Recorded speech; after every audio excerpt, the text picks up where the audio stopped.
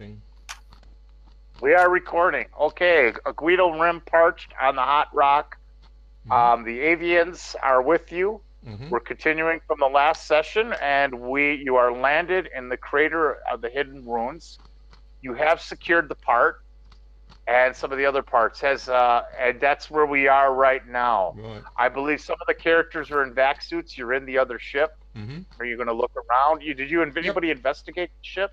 No, I went straight for the parts first, but I want to get that done out of the way. So if I've got time now, I'm looking for over the engines, because that's where I was. I just want to see what sort of anything unusual or different about these engines. That's what I'm looking for. Well, there was damage to the power plant, and that's why the ship crash landed.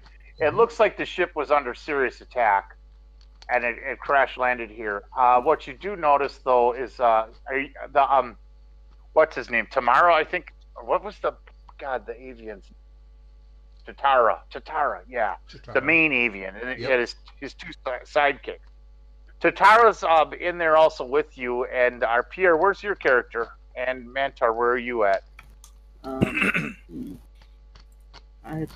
think I was on the bridge at the time. The bridge of the Venetian Wind? Of the Venetian Wind, yeah. Okay. So we didn't go EVA the last time. I would have been probably hovering around the sensors, keeping tabs on the whole situation here. Yeah. I thought you came along because you needed your electronics and mechanical skills. So you were on the ship in your vac suit.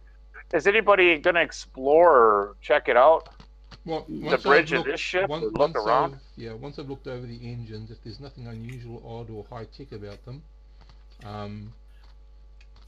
if we've got time and the captain isn't calling us to come straight back, I'm going to wander.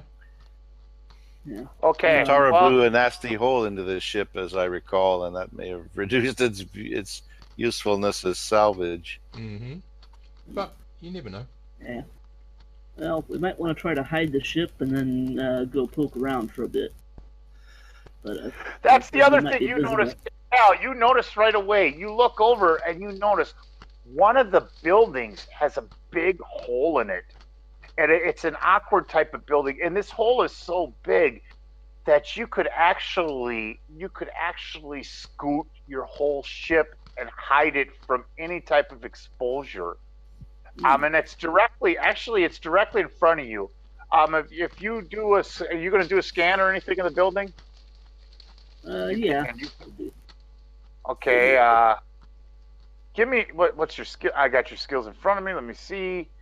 You have electronics 1. And you're close enough. There'll be no penalty. But you could scan on the integrity of the building. Just give me a 2d6 roll plus 1. And let's see what you come up with.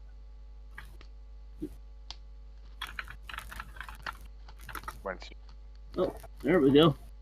Man, you get a perfect picture of this inside. The structure and the integrity is solid because it's made out of a high-end titanium and these buildings were made out of a super dense steel. It would also provide armor and protection for your ship. Totally conceal your ship and also conceal electronic signals. You've also noticed there's some kind of electronic interface in the building. You scan down to that level, even though it's unpowered, it's an alien electronic type of thing that you could actually plug in some sensors into and get a reading or an understanding of the electronic grid or what remains of the electronic grid of the city. Just remember, Captain, make sure she's wearing protection before you interface with anything. We don't want space bugs. All right. Or worse, space with that roll, you got a complete visual of it. The structure of this is solid. It looks like the perfect cubby hole to back your ship into and be out of sight. Yep. And and with the electronics thing in Pierre, you might want to. Your intuition tells you might want to get Carlos to look at this interface. All right. We'll back the ship. So what are you going to do? Yeah, we're going to back the ship in there and try to have Carlos check it out. Yeah. Beep beep. Okay, you take the ship off lightly, just enough where it's off the ground and the pads lift, and you slowly just back it in real smooth and put it back down.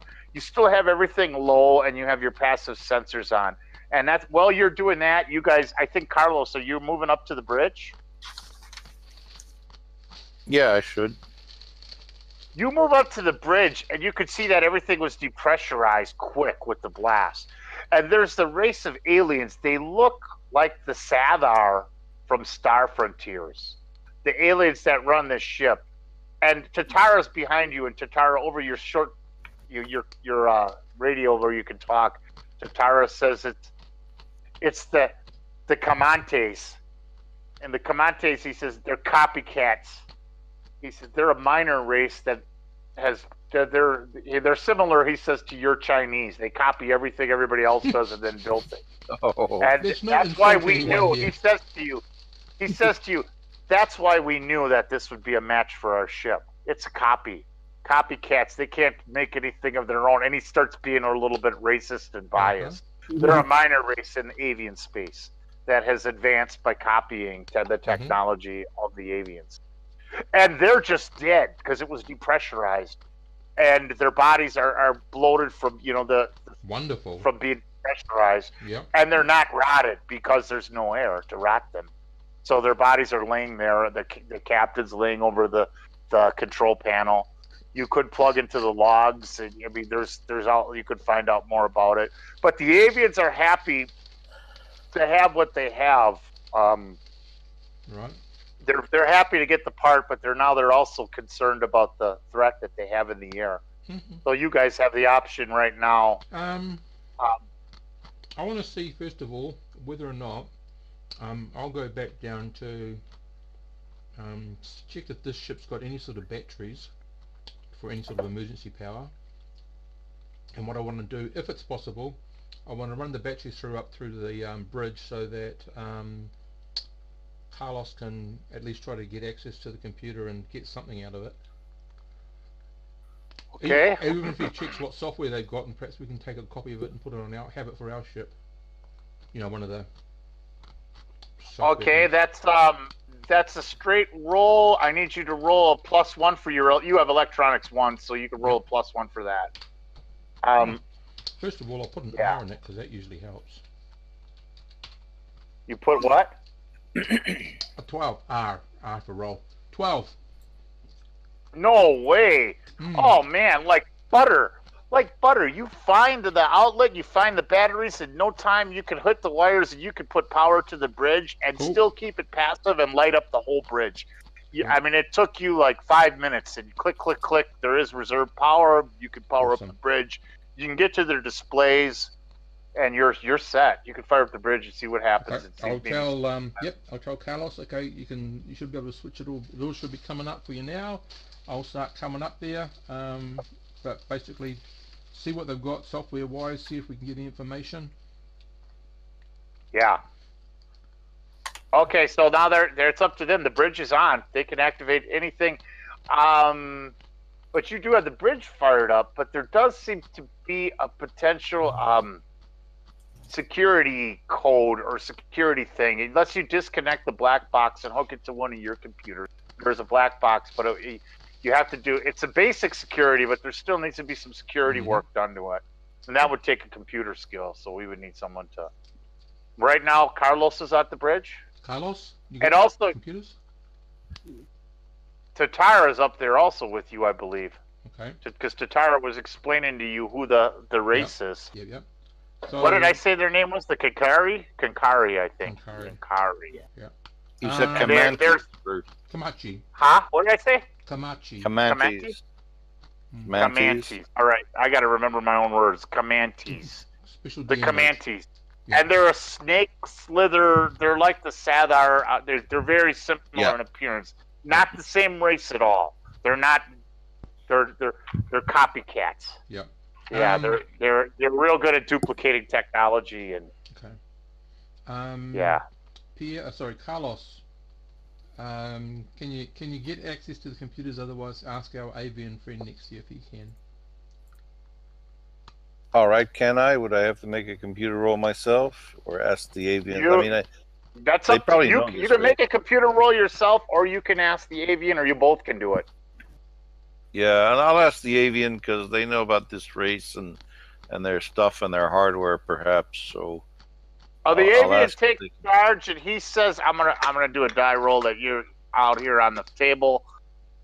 And the avian knows the technology. You want to do a roll to assist him, and then I'm going to do my roll, and you just do a computer +1.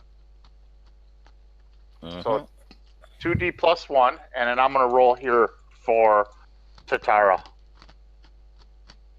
And let's see what you roll, and I'll tell you what happened. Oh, I got to put a 6 in this case. It's Traveler. 5. Well, Bad. you're actually kind of annoyed. You annoy Tatara. He's like, the human with the foolish jokes, excuse me, and he kind of like shrugs you a little bit, and then he gets in there and he hits the wires, and poof, he gets the black box operable, and it's on the display screen. So now you guys can go through the recordings of what happened, and he even gets it to the point where he can translate it so you can understand it and he can understand it. So now you have it able to translate. Now, Stony, have you come up to the bridge now of this little ship? I've been coming up since then. Yep. I'd just Okay, like so to know if I go through what might look like like a common room with any staterooms going off it. I just will quickly, and I'm not going to take a lot of time. It's just literally open the door, have a look, and move on, just to check what's in any rooms that I might pass that I can get into. Okay, basically it's uneventful. It was depressurized. You do see another dead Sadar laying there, or a Kamante. Yeah. You see another dead Kamante laying there in the stateroom. In one of the staterooms, because everything was depressurized. There was several hull hits which depressurized the ship, and they did not have a time to get into. Obviously, from what it looks like, they did not have time to get into vac suits for the way they were attacked. They were attacked or. Good. So you're going to play the recordings? Play the last 5 or 10. Yep. And I also want, while we look, perhaps I'm looking at the recordings, I'd like Carlos to try to see what sort of software we might be able to steal from this ship to put on our own ship, if it's compatible. Tatara? You're asking Tatara to do that? Carlos. Carlos going to have to make another computer roll. Translate for me. And Carlos, Stoney asked Carlos to steal? That's great. His eyes light up.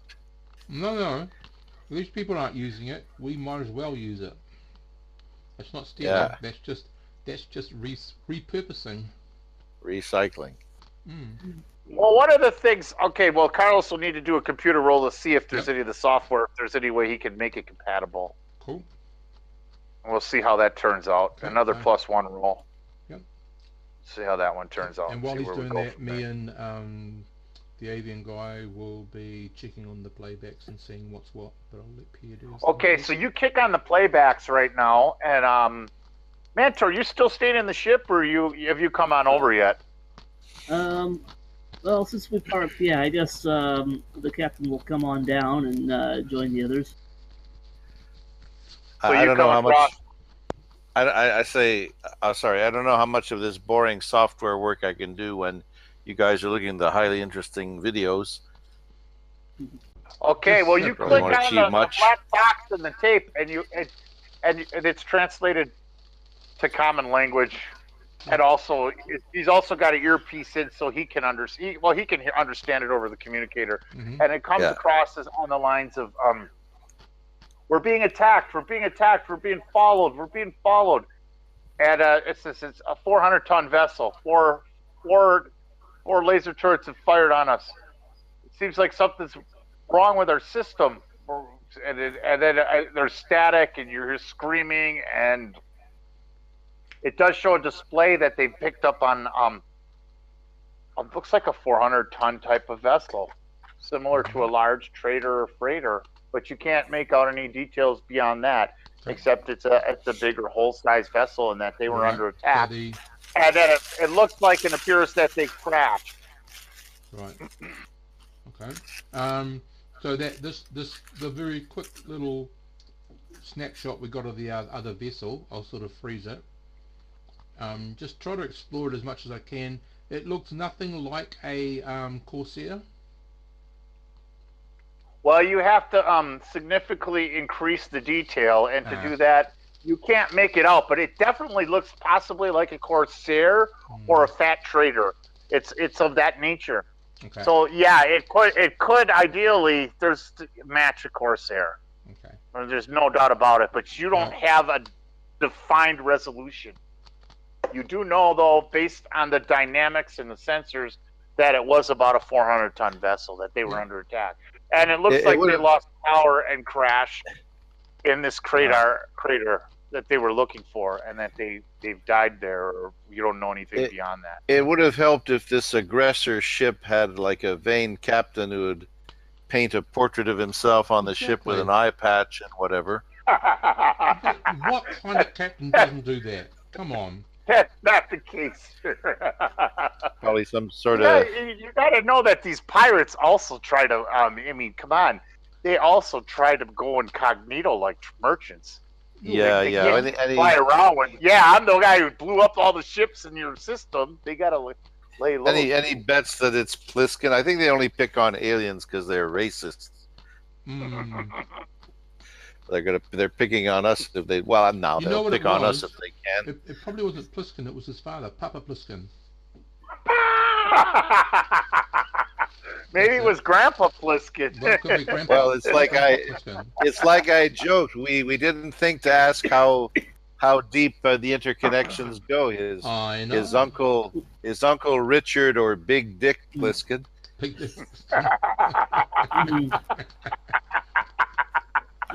Oh yeah, you guys are great. Mary Dick Pliskin, Gunner. So okay, Mantar, you get on your vac suit and you're heading on over to the vessel. You look up and you can see the stars in the crater. And what's neat about this crater is it's perfectly designed. It's like the perfect location because it's in the shadow, but yet the outside temperatures, even though it's a vacuum, are temperate. Even though the planet's cooking on one side and has a very slow Mercury type rotation, it takes months for the planet to make a full rotation, like a day. I mean, it's like 3 days for its whole year cycle. You know what I mean? But anyway, you realize you're in the shadow, and that this structure, this facility, even though it's temperate, is very hidden.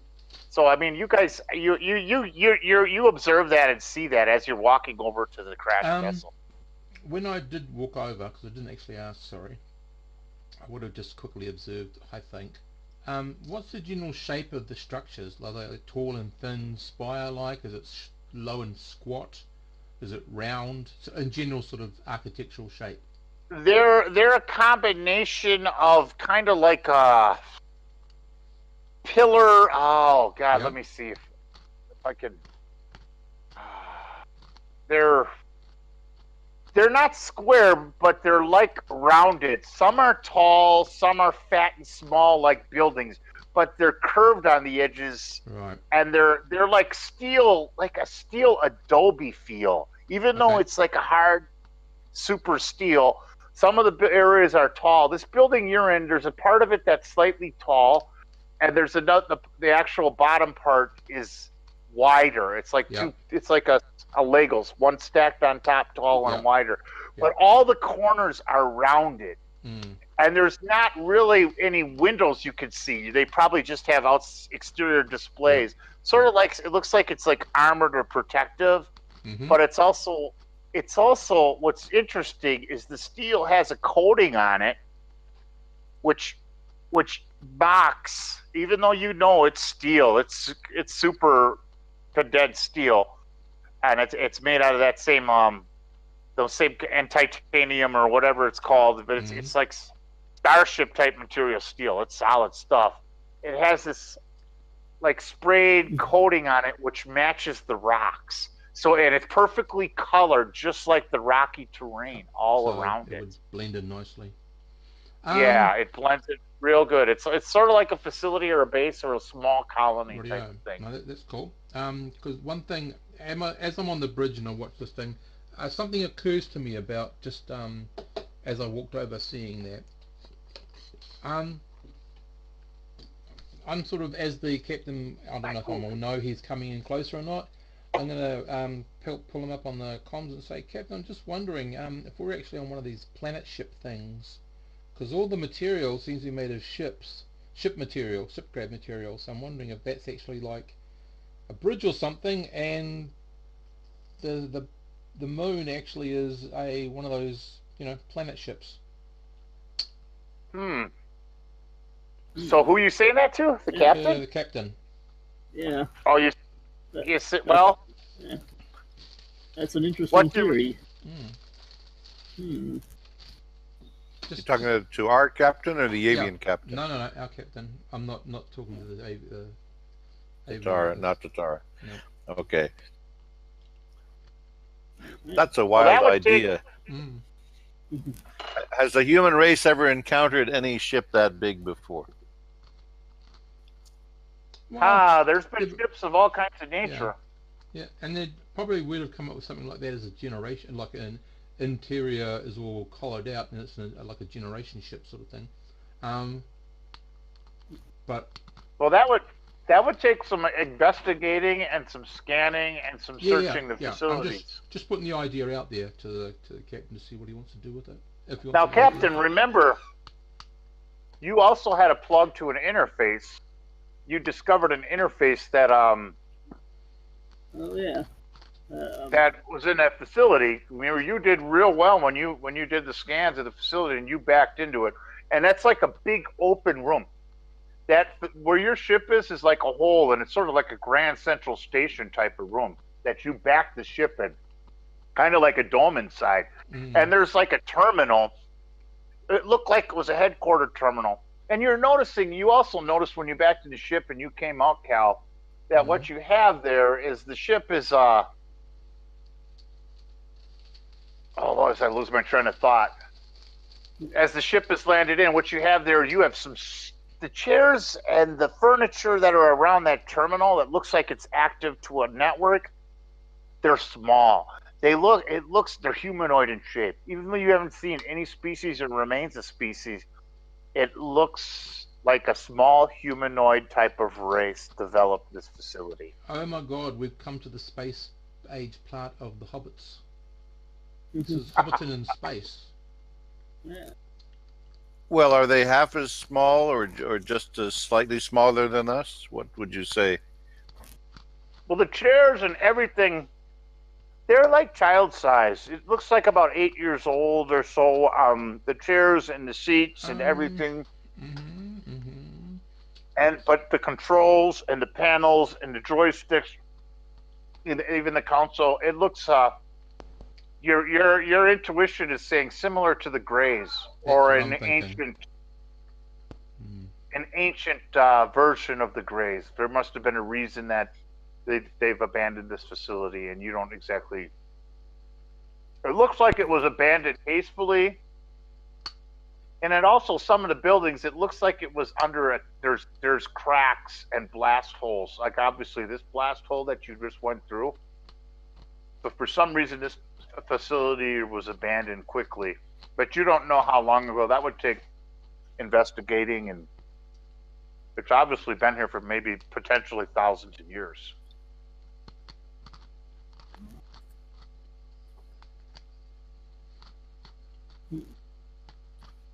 Well, I'm more interested in the sensor work of detecting the ship hovering around. Like, they don't really see us, not directly, and we got passive sensors. Well, Cal, did you let Carlos know about this interface? Yeah, I was gonna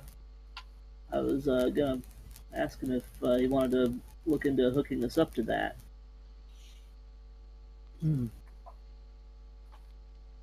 So yeah, you want to try looking into this interface here, see if we can get any data off of it.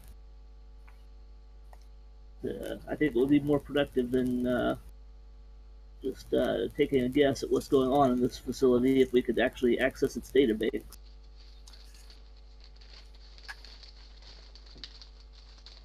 Are you over there now? Or are you going to come out and check it out? Or are you guys still? What are you going to do, Carlos? Sorry, what was the question? I was asking. Asked you. Yeah, go ahead. I was asking you if you could take a look at this computer interface and see if we can hook it up and get into the data banks of this base or whatever the heck this thing is we've landed on.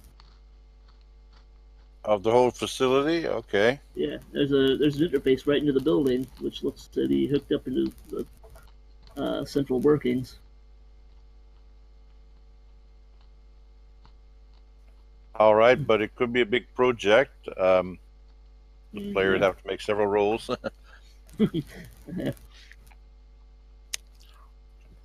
Okay.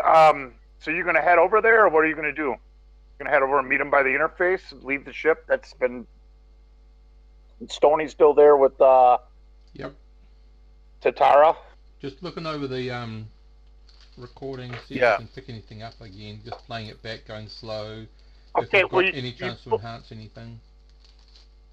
You play the other recording, and just a little prior, and the part that's on there is you see that the Comante captain or whatever. There's the ship is small. It's like a 100-ton specialty scout, which is a total copycat of the avians, except for the seats and stuff are made for the Comantes.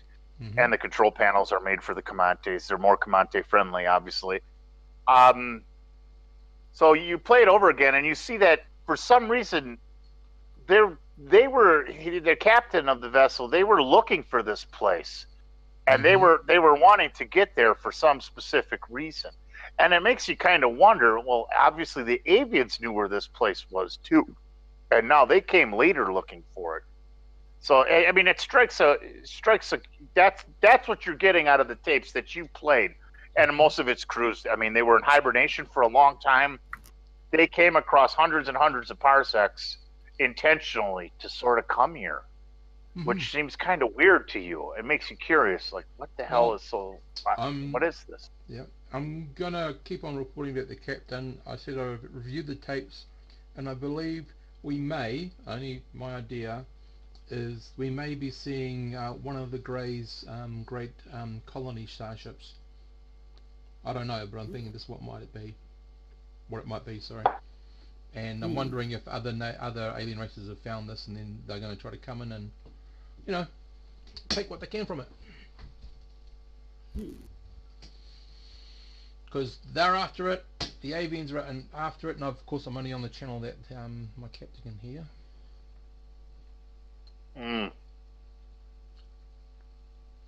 Okay. Yeah, you got a direct link to the captain. You guys all have your comms can be just crew only, but you can also. I mean, you got a little switch where you can include the avians in.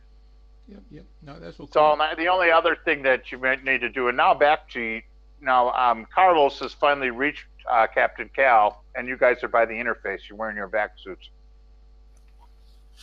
So I would need. Are you going to plug into it? You plug into your electronic equipment, see if you can fire it up.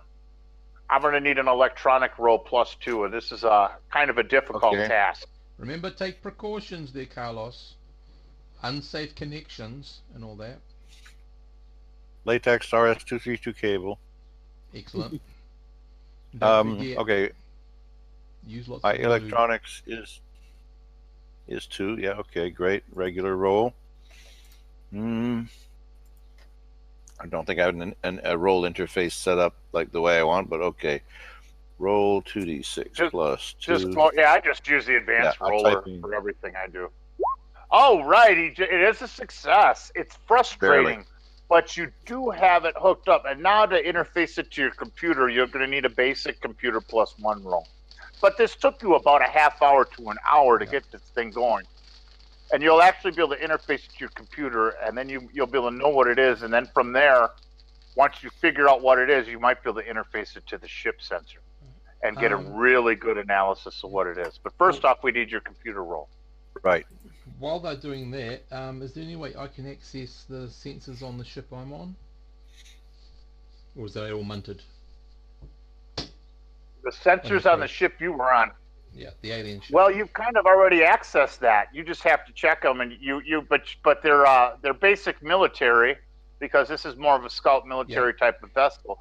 But they're Commante or avian technology, so you can access it. But to get it to exactly understand, let's see if that. Okay. What is your skill? I got your skills Electronics here. 1.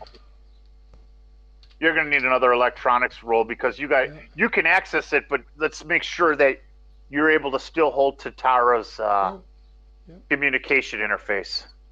And actually, It says 0, what did you roll now? I'm not quite sure. So, equal I don't know 1. how you got. Because I put an equal and a plus, but basically a 6 and a 4 plus 1 would make an 11. Absolutely, you access it. You got the sensors. And basically, the sensors show that. What are you gonna dig for on the sensors? What are you looking for? Basically, I'm looking up above us and sort of right down to the, if I can, if these sensors work, to the horizon around us. And I'm assuming that the crater wall is going to be the horizon. Okay. And you have them on passive, obviously, I hope. Yes. Okay, so they're passive sensors. Right now, what you see with your sensors, you do see static from the star and the activity on the star, because this is a hot planet. It's close to the star. And nothing but a lot of static. You're not picking up much of anything. Okay. And you only have a small view because you're in that northern hemisphere section of the planet, and outward up to 100. Actually, you can scan outward. To 900. It's sort of like a flashlight. It's like a bright light, but it only goes in one direction, and it's broad. But because these are military type sensors that you're plugged into, you can go out up to 600,000 kilometers. Yep. So you do have those fired up. Yep. I'll just one thing that's going.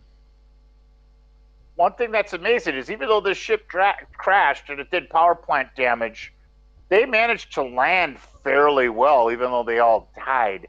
And the electronics of the computers are still pretty well intact. It was the power plant damage that shut down their M drive, and that would force them to crash land. Yep. But somehow they must have had enough of an M drive or emergency power to give them a little bit of grav power where the ship wasn't completely destroyed. Right. So yeah, you do have a good visual. Yep. And you got nothing. Yep. Just quickly, I forgot to ask, when I did actually, that you just out of the corner of your eye, you did pick up a beep. And it looks like it was just in your horizon. Yeah. And then it dropped below it. Okay. And you're going to have to go a little further to see what it is. You know it was probably a ship from the motion that it made, but you don't know anything beyond that. Okay. So it's obviously was something there. It just caught the little bit of the corner. It like looped on a little bit of the corner of your screen. Okay. What was I going to ask? Sorry.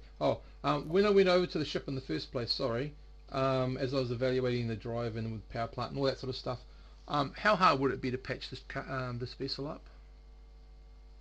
Oh, the vessel's toast.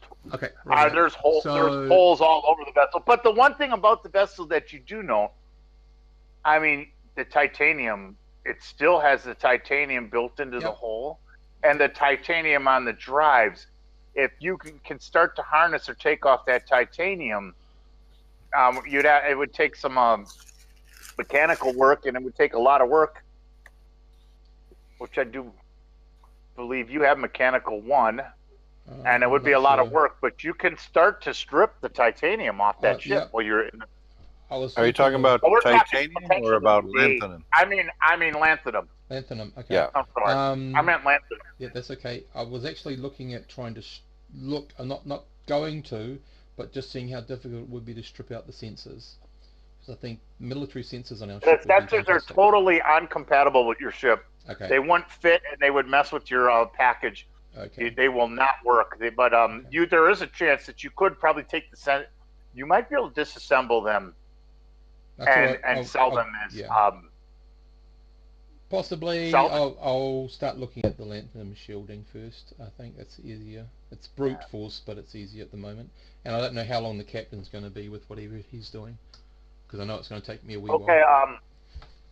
So someone playing Comb and someone's playing Ace. What are those guys up to right now? Well, Jog and Ace. Skyson is sitting in the gunnery position where he sits, and he's basically watching for any alert to say shoot in that particular direction because something's going to shoot at us.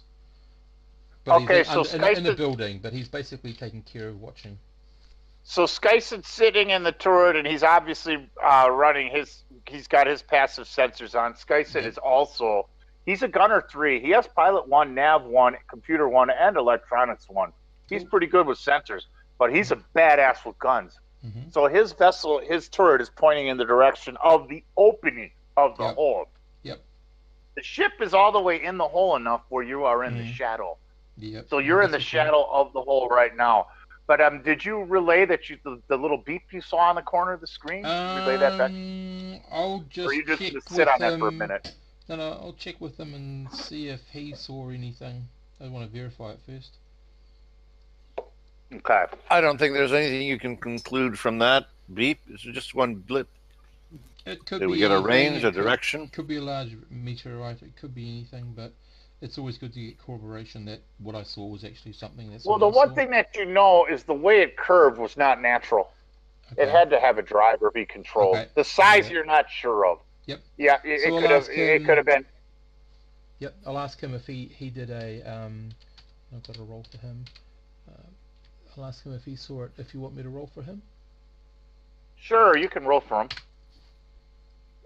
Nope. He didn't see anything, and obviously now that you look back over your sensors, whatever the bleep was, it was probably about 200,000 kilometers above that area.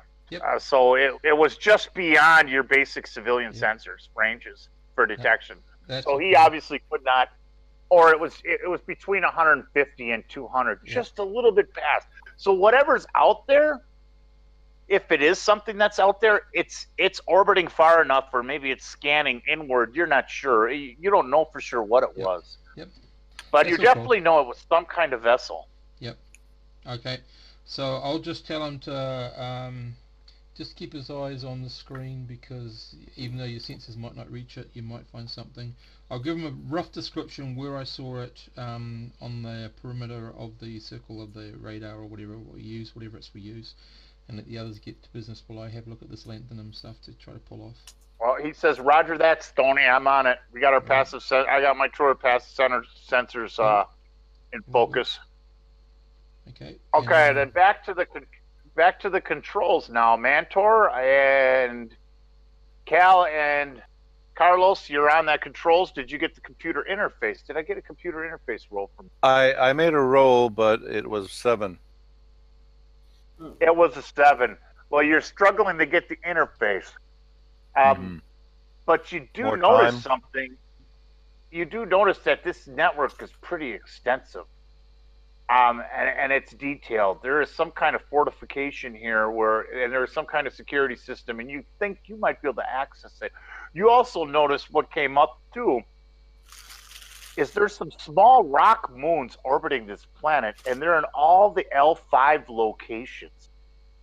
And that's what you got right now, and you're starting to realize that these moons are probably not natural. That came up on your sensors, and you think that they're somehow connected to this network. It's going to take you another couple hours, but you're going to need to make another roll to see if you can get any further with that. Yeah, by the way, Oh, L5 Captain is just Rodrigo. one. Captain Rodrigo, let me look at your skills. You could assist him. Oh, You could assist him too, because you have electronics 1. Let's see if you could assist him take that a little further. I'm going to need a roll from you. all right.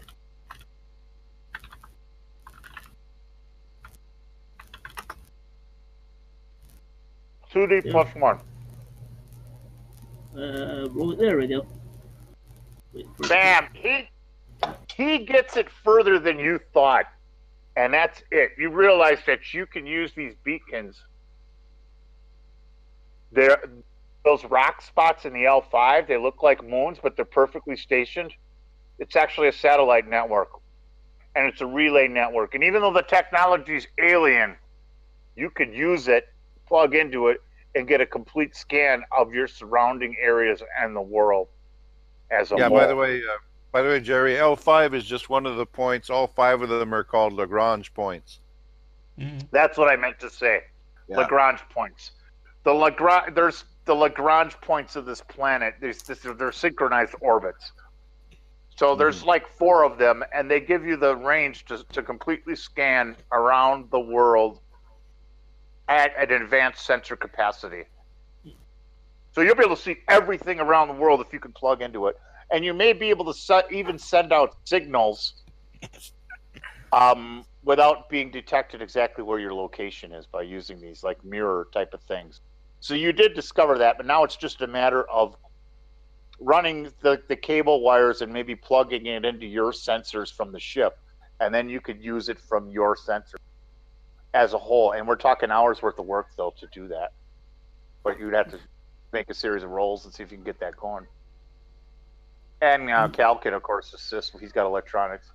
So you guys can make some rolls. And I'm still on the job. I'm still on the job about trying to interface the facility computer to the facility system to our computer.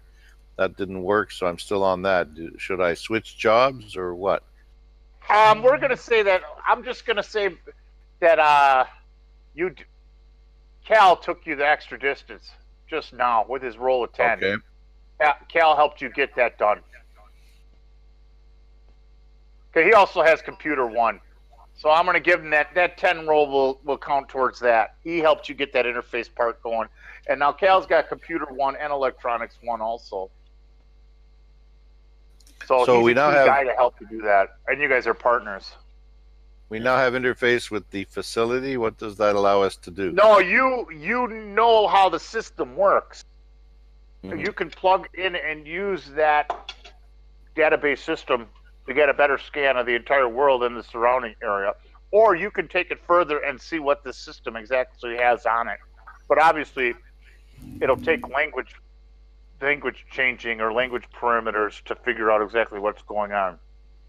And we don't know the language, but we have probably visuals and which can act like surveillance, and we can try to access a database if we knew their language. Okay. I think this will give us more eyes to scout out Pliskin's ship if it's up there, but it's all passive video views. Let's see if I'll work on seeing if I can get a big picture of all the surrounding space. Okay. It's going to take a couple hours, but I need a roll for the first hour from each of you. Each of you make a roll. We're going to go with computer each. You each get a +1 to these first rolls. Cal, you make a roll, and Mentor make a roll. You're partnering up and doing the work. Yeah. All right. All right. Here goes Calmaro's roll. Oh, that's a miss. That's better. Okay, you didn't need it, so. Calmaros is Cal's having some issues, but your computer stuff is functioning well. You guys do make some progress, but now we're going to need a roll for the second hour. You've been at it for about an hour. As they're doing that, how close am I to getting some lanthanum off the ship? How long do I have to? Is that what you decided to do? Yeah. Once I did all the whole thing for sensors, I just went to have a look at the lanthanum and see what I could do. Carlos needs another roll. Cal's struggling with the interface, but Carlos has made some progress. That's what you decided to do? Mm-hmm. You're starting to strip it. You're starting to peel some of it off. You're cutting and you're tearing apart, and you're thinking you might have enough here to make a trade or to make some money. So you're making some progress, but you two are also hours ahead. I'm gonna have you do a mechanical roll, Tony. Yep. Okay, Pierre has made some progress where Cal hasn't. And it looks like you may have it wired. Did you guys wire this network into your network on the ship? Yep. Verbal's getting her done. Cal, I need you to make one more assist roll to see if you guys have it all tied together. You may still have another half hour or so. Yeah, one specification. I'm sort of, what do you call it? I'm sort of firewalling thing just in case this alien facility has some kind of, super versatile virus that figures Excellent. us out and then infects us. Yeah, I'm sure it's fine. Live a little. You think? Okay, well, you're checking the firewall. You see really that there isn't any programming. Basically, you just got your computers in sync with it. Uh-huh. It's sort of like hopping onto a Wi-Fi network, and now you have expanded Wi-Fi and higher speed and better views. So as you can see and as you can sense, there is no type of virus, even though your system's not compatible. It's sort of like you plugged in a Roku and now you have channels and they're pre-programmed, even though it wasn't meant for that TV. You know what I mean? And you're on the Wi-Fi signal. So actually, Skyson, even though he's in a turret, he still has a sensor display, and you can ask him to check on it and see what he can do. I mean, you guys, and Stoney's busy tearing apart all the lanthanum. Yep. And you still have a facility here, so you're tearing down taking the lanthanum chunks and pieces and seeing what you can combine. Yep. Okay, we got a means to. Yeah, the Lagrange points are all in the orbital plane. Actually, are they? Yeah, they're all in the orbital plane. We probably have a way to check up on if it's really Pliskin's ship out there. So, can Skyson do that sort of stuff? Skyson could do that, and actually, that would be Stoney needs to roll for Skyson. All right. Skyson has sensors 1, and we need a basic sensor roll to see what he can pull off. This document is so nice, guys. I can see your characters. It's just a click from one page to the next. And that's a 9 roll or 11 roll? Well, the mechanical roll was 11. So the 9 roll. Yeah. Bam! He says to you, yeah, sure enough. He's making an oblong orbit around the planet. He's going between 100,000 and about 160 to 200,000 kilometers. Obviously, there's some kind of scanner type of thing going on. So he picks up a little, like, some kind of jammers. He's also, not only is he looking, but he's got some kind of jammer sequence on where he's looking to jam. If he picks on you, he not only does he want to pick you, but he wants to jam our sensors. So you have a lead on that. So it's definitely Skyson. And he pulls it down, and he hits the mouse, he clicks it, and Jesus Christ, you guys, you got a close-up view of the ship. It's Skyson, bad boy. You can even see the scratch marks from the black Pliskin. Yeah. It's Pliskin's. Yeah. It's Pliskin's vessel. You can see the blast marks. The detail comes out so crisp and fine by being plugged into this network. Yeah. You can see the blast marks on the ship. You can see where you hit the power plant, and you can detect that the power plant has been damaged. You right now have advanced sensor capacity, so it's up to you whether you want to use that, which means that you also have neural sensors, which can detect life signs. You can detect the compensation of the inside of the ship, and it's almost like you're right on top of it. These Lagrange point satellites magnify. It's almost like it was a warning defense system of some sort. Oh yes, well, even though it's failed and it's been inactive, now you have that edge, so you can kind of tell where the ship is, and if you can dig or be creative, you might be able to do all kinds of things. So you have a little bit of an edge, but yeah, I'll tell you what, this facility is highly interesting, but all I really wanted was to exploit it for a better sensor view. How about we make some kind of difficult navigational roll to plot Pliskin's orbit? Okay, know where he's going to be unless he actively rockets out of his orbit. Mm-hmm. And then we choose to take off and do a kind of spiral takeoff into the air, always keeping ourselves on the opposite side of the planet from Pliskin, so we wouldn't be able to see us. He has no fix on where we are on the surface because we were passive all this time. So now you're going to need a navigation roll to check on the pattern of his navigation. I want to need 2 rolls from an electronics and a navigation roll. So you get a +2, and now you're dealing with advanced sensors. So that would give you actually a +4 to that roll, because now you have advanced sensors. But actually, you have to be aboard the ship to do this. You need to be set. So you're going to have to go back to the ship. The facility? To the ship, because you have the sensor array wired into your ship now, so you can control it. You can control it, see it, and use it as advanced sensors from your sensor array aboard the Venetian Wind. When you've done that, would you mind tuning the sensors to look, also to check how many life forms are on board the ship, but also turn the sensors in so they look at us and do a really thorough scan to see what's beneath us. Beneath us on the ground? See, I don't know if this facility's sensors can do it. Like all I see be getting are like video visuals. They're not going to X-ray. They're not going to, they're not going to UV or anything. But you said, don't know. But there's life things, so we can always check to see how many life signs there are. Yeah, I think you do have neural sensors, so you're gonna check for life signs. Where? In space or in the facility? First of all on Pliskin's ship, and then turn it onto the planet we're on. Okay.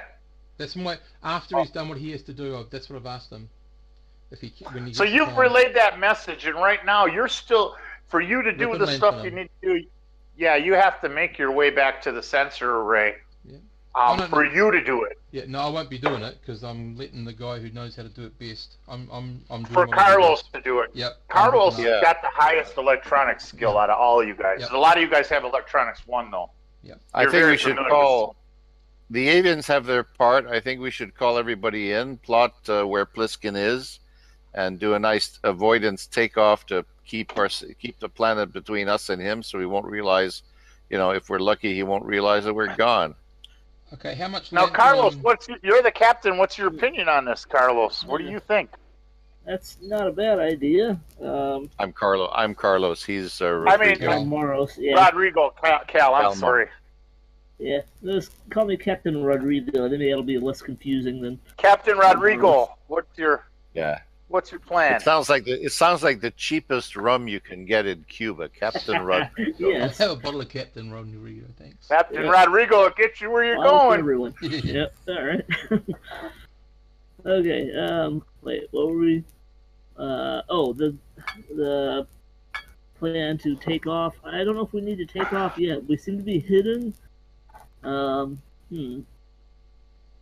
think we should investigate this facility a bit more. Well, Captain says stay hidden right now and check the facility out a little more as the time being. So you still haven't made your way over to do that sensor stuff you suggested. So you have to leave the array and it's only a few steps, about 20, 30 feet, and go on board the ship and kick on the sensors. So are you going to do that yet or no? Yeah, I think if the more intelligence we can gather, I really don't think we have begging the captain's pardon, but I suggest we may not have a whole lot of time for leisurely archaeological dig here. I mean, that's Pliskin up there. Yeah. But anyway, as long as I'm focused and don't have too many tasks or demands, I'm gonna take my vac suit, walk over to the ship, and try to set up the ship's sensors. Okay. Is this like some puzzle game where you have to keep the number of humans left on the Venetian Wind greater than the number of aliens, or they eat the corn or something? Is it a puzzle like that? No, that wasn't my idea. But I really like your guys' brains, man. They're building on it. They're building on what's going on. You really are. I'm sensing those aliens all the time. Anyway, with I can easily ship some ship cam views to my portable communicator. So Cal, you can also go aboard the ship too. Now you guys are all plugged in. There's no reason to stay there, or you could look around or whatever you want to do. So I mean, you might be curious to get a look at these sensors too, and I would think as captain to see what the hell's exactly going on. Yeah, I do get that Verbal is worried about Pliskin. I don't know. we seem to be pretty well hidden where we're at, so we might be good for a while. But then it might be a good idea to try to do something about him. We're hidden. We're not giving signals unless we accidentally trip some sort of alien shit that blares like a radio beacon. I wonder what this You're button giving me does. ideas. You're giving me ideas. Okay. Yeah. I'm wondering, how many missiles do we have on board, and could we rig them up as mines? Because we know what course he's taking to circle the planet. We could drop them up in front of him and just let him sit there until he gets up on them. Oh, that's evil, Captain. Yeah. Let's work that one out, shall we? Yeah. Okay, you're intrigued. Well, you have two double turrets, one beam with a missile rack and one beam with a sandcaster. There's 12 missiles to a cartridge, and you've launched one dummy missile that you used that worked as successfully. So you right now have 11 missiles. The problem is to launch those missiles, there's a chance they'd be detected, and the direction they came from would be detected. Yeah, well, so you have that concern right now. Yeah, well, the idea would be to wait until he's around the other side of the planet, and then launch the missiles to up into the orbit in front of them, and have them shut down and wait, move in a counter orbit, and then shut off their engines until they get close. Proximity lock, something like that. Yeah, something like that, and then you may be onto something amazing. You absolutely might. But then you don't know what kind of defense systems they have either as of yet. Yeah. But you still have to get aboard. You still have to get aboard the vessel and see what I'm going on the ship just to see the sensor capability of this thing. If we can precisely plot Pliskin's orbit, we can play big tricks like this. Yeah, that's true. All right, but now I need you to make a navigation roll to see if you can plot his orbit, and then you're gonna do an electronics roll to do the further sensory stuff. But you mentioned is the roll navigation or is the roll benefiting from the advanced sensors? You quoted me a 2d6 plus 4 for something. The 2d6 plus 4 is for sensor detection. It's examining the ship. It's neural activity. But to tell which way it's going, you're using the sensors, but that's just a straight +1 navigation roll, and it's and then you'll get your answer from there. What do I roll first? Big scope. Whichever you want. What do you want to do first? Okay. I want navigation 2, by the way. Oh, you have navigation 2. Then Cal should probably investigate. Captain Rodrigo should investigate the navigation pattern, see if there's anything that you can detect from the navigation. All right. Let's see what he rolls, and I'll tell you. Oh, there we go. You definitely have a pattern here of highs and lows and in and outs of the world, and he's definitely scanning because he believes you're somewhere on the world. He seems to be focused on the southern hemisphere, so you do have a potential pattern. And that's where you're at right now. So there is a pattern to what's going on, but it also looks sporadic, like it could change quickly. And you're aware that he may just shift to the northern hemisphere and be out of that pattern. So, but you do have a visual of his pattern, and if he takes the same pattern on the northern hemisphere, he's been focusing on the southern hemisphere, you should be okay.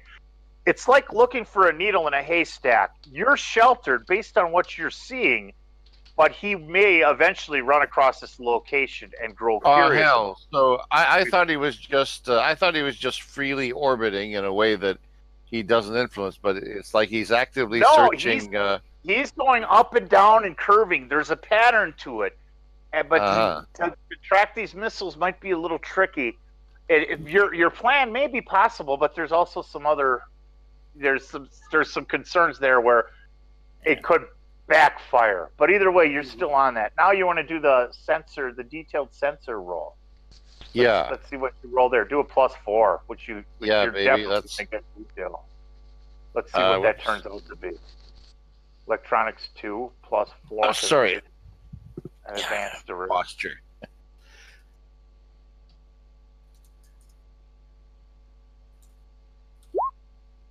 No. Oh yeah, you get detailed. You got the interior layout of the ship to the point that you know there's cargo, a small amount of cargo. You also know that the electronic system is basic military, but there's some kind of beefed up programs or beefed up add-ons in the computer array. You pick up on that. You do see tons of different patches, decompression. I mean, there's been various hits.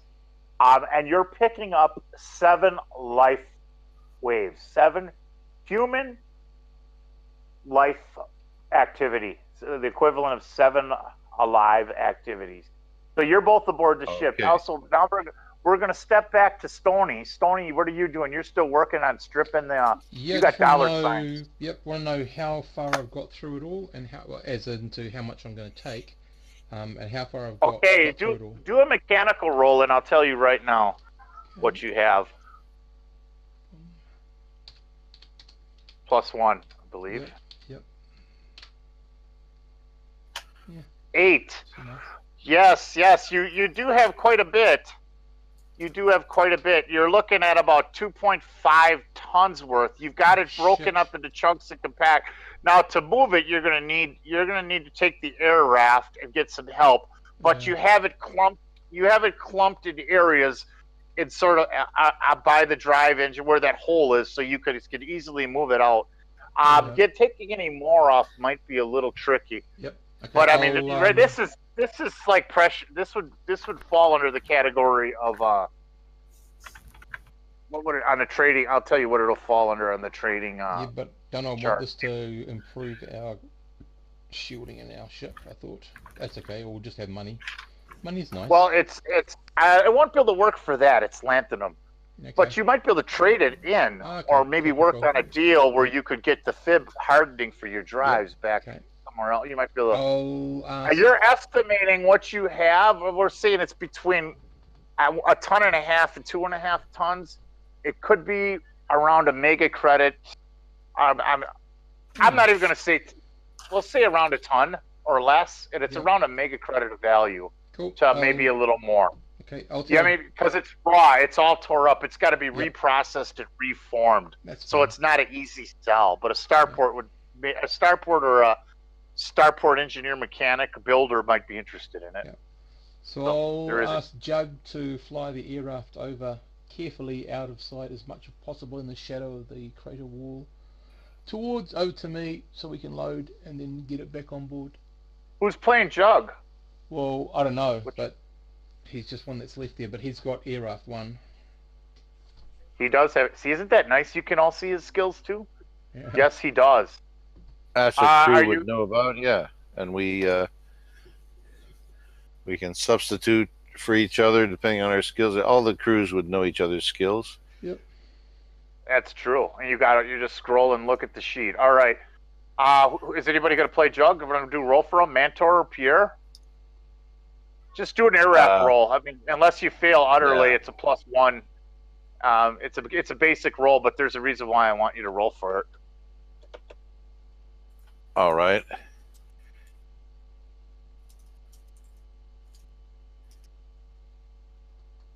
So that's a +1 roll. Yeah. Got it. He backs the air raft up smooth and silent. He's way low. He's way quiet. He comes real low, and he's there to help you load this now. Cool. You've got some grab lifter plates, which when you connect it to the stuff, it'll help take the weight off, so you can pick it up. Because there's still gravity here. It's a size 4 world. Yeah. The gravity's like 35, 40. It's like Mars gravity. Yeah. You know, it's a lot less. You're a lot lighter and stronger, but it's still, that's some heavy stuff. Yeah. So you're going to be able to get it no problem, and you'll also be able to get that 1 ton of lanthanum now in your 1 ton of raw, and it's raw. It's sort of like, it's not like pure good lanthanum. It's stripped lanthanum. It's sort of like stripped siding from a house. It's not straight pure aluminum, but it's still got value. Yep. You know what I'm saying? It's used. It has to be melted down and reformulated and reprocessed to build to a ship or a small design, but it still has value. Got to recycle it. So, So you guys are getting the lanthanum aboard, we'll say, over that time while the scans are going on, and now you're all back aboard the ship. The lanthanum is on. You've stripped enough of it down where you feel satisfied you may have had a good catch for the ship. And you're sitting there, and then Cowboy Jones comes down, and Tatara's there with him. He says, Captain, and Cowboy Jones has got a straw in his mouth, and Tatara says, you guys are sitting in the lobby thinking about what to do. You're also looking at the sensors. And everybody's in the lobby now because things are dimmed down. And Captain, I got an idea. And he says it in his cowboy accent. I was talking to our friend here, Tatara here. You know, they got them fusion gun, them plasma gun, man, portables. He said, why don't we let Pliskin come to us? Let Pliskin come to us. Tatara and his boys, he says, and they can sit over there. He draws out a little map. They can sit up there on them rocks and with their plasma guns. We can make Pliskin kind of let him know, make an echo, let him know where we are. Mr. Skyson can sit up in the turrets, and Pliskin can land right down here where we landed, right in the middle. So he starts running it, and then you see Tatara and his guys. They're sitting there, they're polishing and smiling in a avian way with their plasma gunman portables. Right. So he's throwing out this option to you. Yeah. He says, an old military trick. This is called a trap. Yeah. Yeah, and with every trap, you need bait. Are you preparing to be the bait? We're the bait. Yeah. We're the Yeah, bait. well, Our ship is the bait. We project if we the make symbol. any project the symbol, the bait all we signal. got to do is put out the signal or make a little oops, and they think we're here, and they know we're here. We let them come to us. And we get out there with our plasma gun man portables, and when they land, they don't see us. We're in the cave. Hey, That's who's with when us? we fire on them. What? Who's clandestine? Clandestine's with us. His microphone's off. Did he come in? Oh. Who's clandestine? Oh, someone's listening in on us. That's okay. Let them listen. Yeah, my concern with that would be, what if they don't land? What if they just strafe us from the air? Matt, your microphone's off. That was clandestine. That's okay. Yeah, He's no, listening. That's He Matt. listen in. Gonna He send wants him to a play. message. Turn it Okay. on.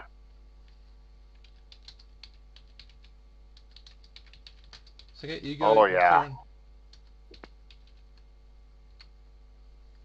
He appeared in the chat. I don't know.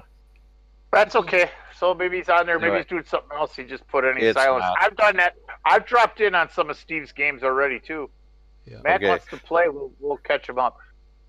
So anyway, yeah. said, Verbal interjects that he would prefer a nice, clean escape to shoot him out, a shoot him up fight. okay, well you interject that. All of a sudden, Tatara gets mad, and basically it comes across. Yeah. These assholes killed these Comanches.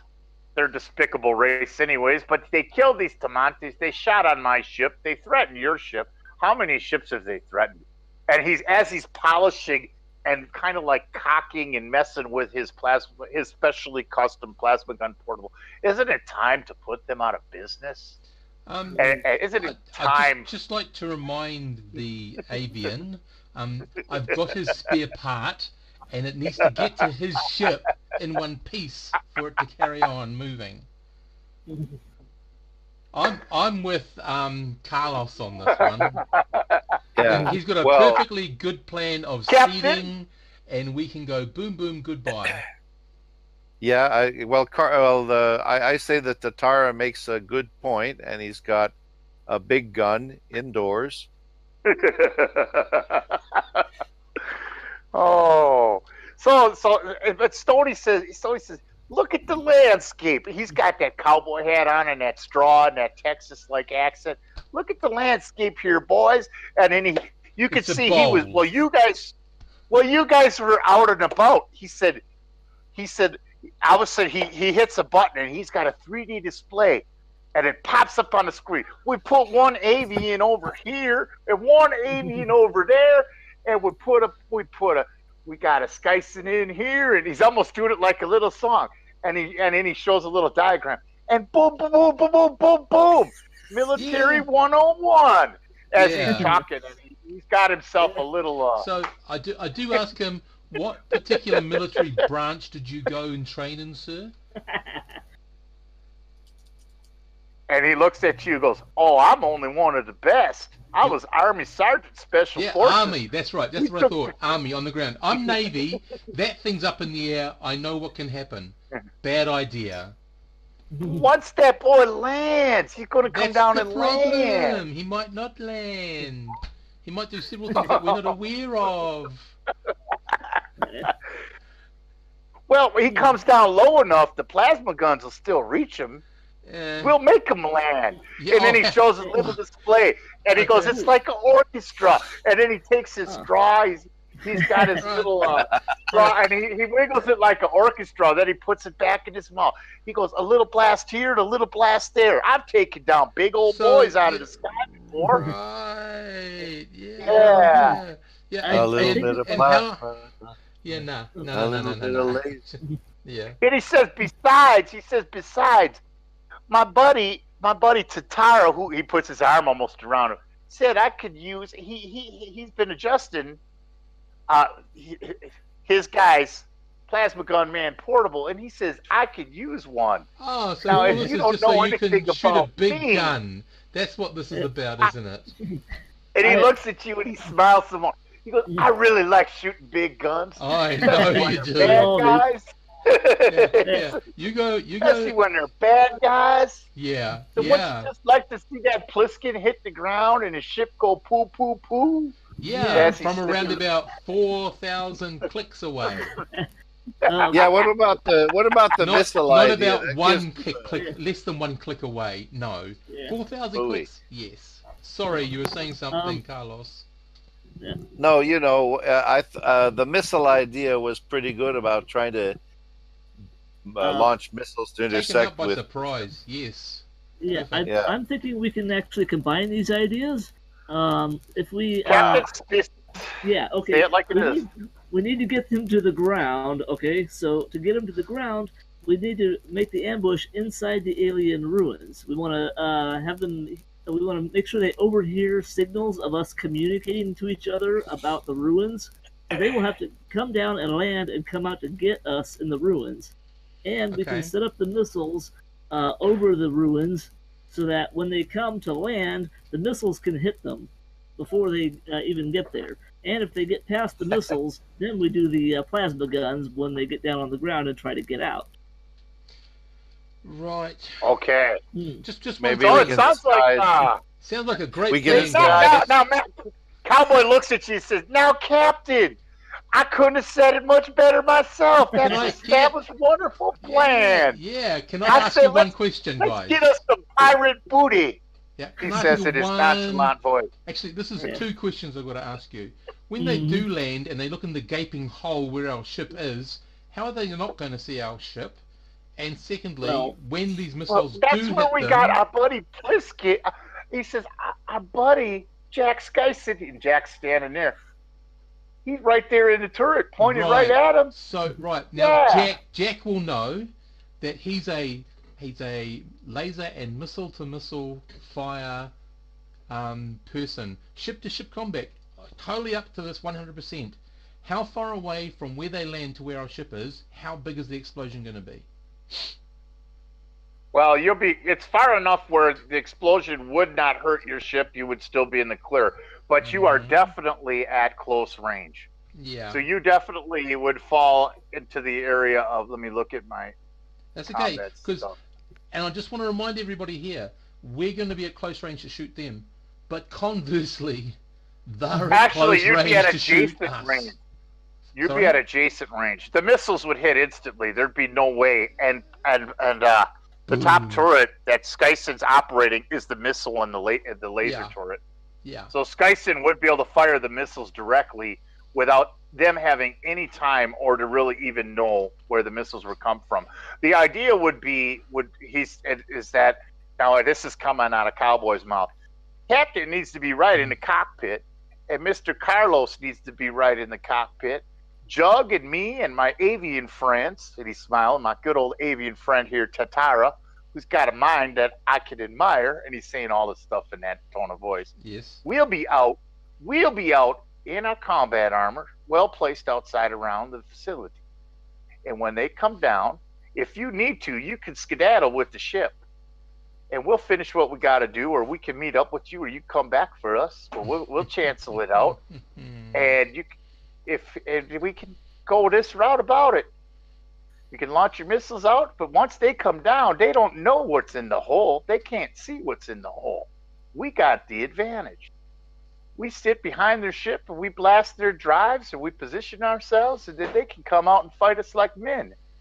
But by that time, there won't be much left of them. If everything works out well, that is. Things could get a little messy. They sometimes do. I just a big laugh at that stage. Yes. I'll just look at the captain and say, Captain, I'm all for the hiding the missiles and surprising the crap out of them. You're the captain, you decide, but I'm going to get my combat armor on anyway. Well, so captains... I removed the nameplates on Cowboy's cabin door. Good thing is inside that building is a dead spot. It's not possible for them to detect us with scanners until they're actually on the ground and able to see us directly. So that will help with surprise from there. But I do want to put some missiles up above the area and then have them basically rain down on them whenever they try to land. Well, you can prop the missile. You guys can set the missiles up outside where they won't pick up where you're located, and then launch them. You can prop them, and then activate them once they come down. So you would get a couple missile shots free on them. We could also lure them into the ruins on some pretext, and then we could disguise the missiles as Corinthian columns or something. Beautiful. Yeah. Throw it all around them. I say that's got as much chance as anything else. Well, all I know is I'm not fighting fair. Well, so what's the plan? What's the gauge? The captain's saying we're going to set the missiles out outside, and then Skyson can activate them. So you would start. I think you'd start the combat sequence with surprise, which would make you the intruder, and them the native. If they have a chance, but they won't even know what they're fighting. Well, you're at adjacent because you're all close. So this is adjacent, so you'd have adjacent modifiers to the hit. And then also you have ground combat where you'll get rounds to just fire. And Tatara will get to fire. And you also got to look at heavy weapons. Cowboy has heavy weapons 1, and he has a dexterity of 11. Which gives him a +2 with heavy weapons, with plasma guns. And they're aiming at directly portions of the ship. And a plasma gun will be treated as a pulse laser, but a one-hit pulse laser when it comes to the ship. And you'll be at close range, so it's going to be hard for him to not miss. So it's like you have 2 or 3 extra turrets on the ground with those plasma guns.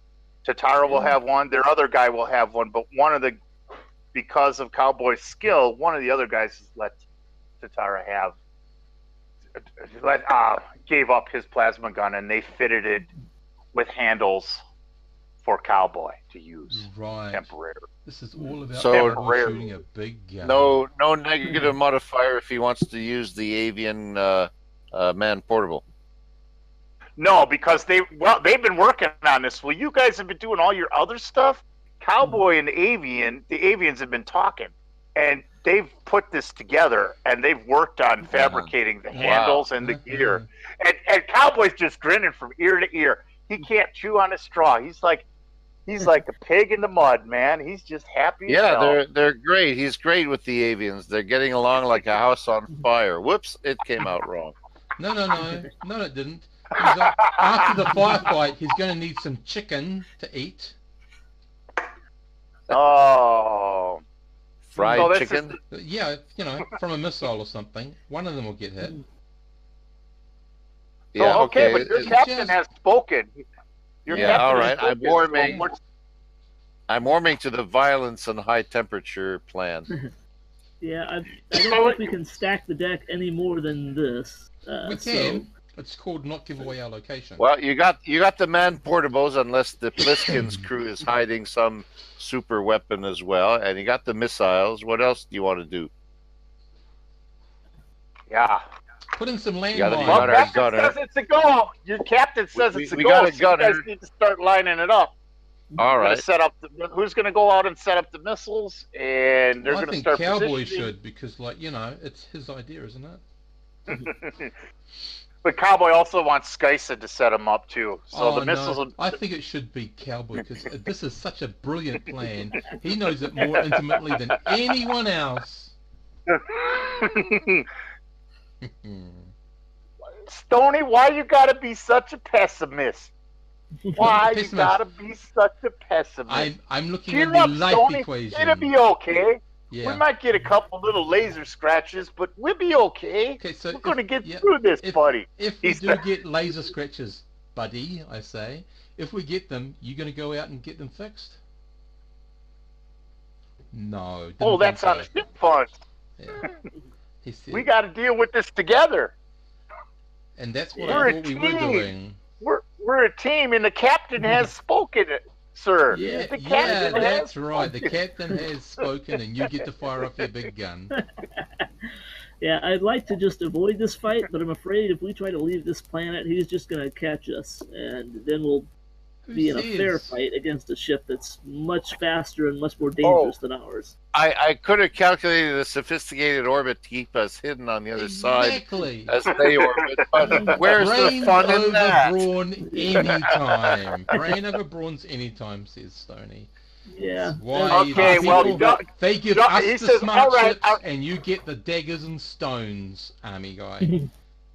Okay, well, Jug then goes and helps Cowboy set up the missiles. No, They've got their. I've got no right in saying who goes out. I'm just suggesting that he does, because he's got the.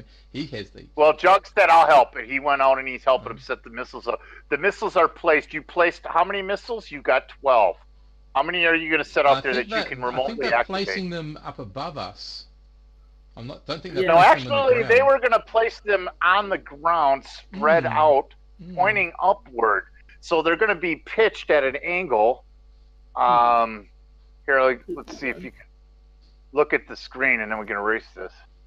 I'm thinking like this, and then you have a stand, some makeshift stand. Here's the missiles, and they would be placed at like 4 locations. Where the ship would probably land here. Then you guys are in the cave. You see this? This is where your ship is right now. And the idea is the ship would come down about in here, and then over here would be your man gun portables. The 3 guys would be up here, kind of hidden among the rocks, and they can fire down plasma blast. So you're going to have a combination of space combat. They aren't going to know who to fire at. They're coming down. You can also create a holograph of the ship. Right below, if you wanted to. Pierre could work on that real quick and see if he could duplicate a holograph of the ship and make it look like it's landed right there. So when they come down, they're going to think they're coming down on top of the ship, and they may fire down on that hologram. Okay. So we need- yeah. I was late in finding the map that you're drawing, but okay. I got it on the display. I don't know if I can erase it, but I put a little drawing down. Yeah. Oh, hang on. Yeah. Yeah, it's on the edge. We got to erase that in a minute, but There. yeah, there you go. Yeah. See that? Yeah. So, where's my ping? All right. Can I paint the missiles like merrily painted dull lunar stalagmites? You don't have much time. Yeah, there's there would be their ship, or you can you guys actually if you notice one thing though, he has just shifted to the northern hemisphere. But he's still lower the belt beyond that. He's pretty sure and pretty confident you're somewhere on the planet, and he's working on finding you. It's it's like looking for a needle in a haystack, but you keep looking, you eventually find the needle. And he's steady on it. He's steady on it. Okay, And so he's we'll also eventually pissed. find I us. mean, you did do damage to his power plant. Maybe we he's a should little let him bit find. undercapacitated. We should let him find us naturally. I mean, we're tracking him better than he's tracking us right now. Yeah, we That's could. I was thinking we have somebody accidentally break radio silence and say, "Hey, you got to check out what I found in the ruins over here. We're rich," or something. And that way he'd know that we're out of our ship and in these ruins and would come down here looking for us. And then a cowboy raises his hand. He says over the passive comms, "I could do that real easy, Captain. I click it on for you." Eyes. So basically, let's see, what do we have? Okay, you have Stony and Jug are out with gear. Stoney's not, unless the captain's told me to go. No, I mean, excuse me. Jug and Cowboy are out there, and 3 avians. 2 avians and Cowboy have plasma gunman portables. Is Jug out there with them, or is Jug going to be in the ship? You guys tell me what you're going to do. You got Skyson on the top turret with the missile rack and the lasers pointing outward at the direction. He could fire laser shots on the ship once it's in range out of the building. But first off, you're going to fire your missile. So it would be an intruder phase, and it would go automatically to missile launch ordnance. And if you want to, we can let you. And you want Skyson in control of that, so he could fire off 4 missiles at once. All 4 of them. You got 4 missiles placed out, right? Is that what you did? 4 missiles? And it's close range. The missiles will hit instantly if he comes over the crater. So are we going to wing it? No. And the captain is in the control panel, and Stony is on the sensors. Carlos is on the sensors, and Stoney's in the engines. Verbal, yeah. Yep. Call me Verbal. Verbal is in the... Yeah, Verbal's on the sensors. Captain Rodrigo's on the controls, ready to take off in flight. You got the engines humming low. Did you run the computer program to put out the holographic image of your ship? You could also use... I need one quick computer roll, +1. Yeah. Okay, from who? Let's see, from you, I would think, because you're the electronics guy. Let's see if you can get that to work. And then Cowboy's going to break radio silence once they're close. Yeah, well, it's flickering, but you don't know if it's going to work. It doesn't look like it. It looks like you want to look over it again, Captain Rodrigo? You got computer skills too, I believe. Yeah. That's going to give you a roll and see if you could adjust it. I made a ship that looks as bad as an 1890s Zoetrope or something that you spin around. Yeah. Captain Rodrigo goes in there. No. This is how you use that mirror stuff. He hits the keys a couple times. He straightens out your errors. So you've got the holograph out there. It looks like the ship has landed. Everybody's placed. He says, "Are we ready? Is it a go?" Captain, for a person who's able to put out a whole lot of bullshit on a hologram, you couldn't hear it in bloody Cowboys talk. Fine. Tony, okay, I'm ready. Relax, the brother. engines Relax, are fine. brother. The engines are at stardate da. They are fine. Let's see how this plan works. So okay, everybody's in position. All of a sudden, he kicks it on non-passive communicators, and he goes, "Hey boys!" And you guys, he said, "Boys, we're rich. Look what I found over here in this cavern. We're rich. There's some serious value here. You got to come check this out." And sure enough, you're using the sensor array to attract, and the Corsair takes a swift turn, and now it's pinged you. It's pinged the location. It's headed into the crater. And you can pick up the speed that it's coming. You got locks on it, and you've got he's able to come down. He's over. He spots the ship. And you also notice now as you notice it, he's doing a jammer scan. So all of a sudden your sensors would be jammed on their own, but they're not jammed because you're hooked up to the disarray. So because you're hooked up to the Sirius array, but he's sending on a jammer. The only thing, your sensors would already have failed, but I need an electronics roll that you pick up on this. Where you go, Pierre? Pierre, we need an electronics roll. And he's just coming down.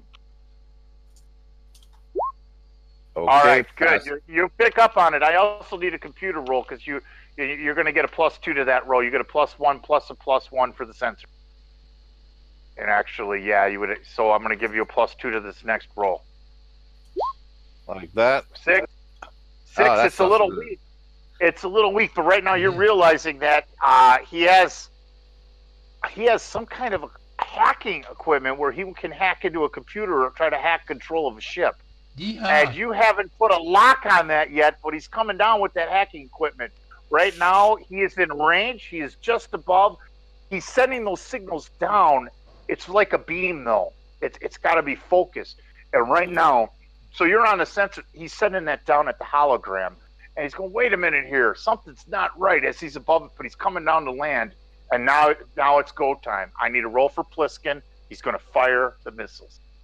I need a roll +3 roll, adjacent range, +3 -1. I need a roll from your Pliskin, Stony. You're going to roll for Pliskin's going to launch off the missiles. Sorry, how much? You got a +3 -1, a +2. Because 6. Sorry, say that again. 2d6. One missile fires. One missile misfires, and it doesn't exactly take off.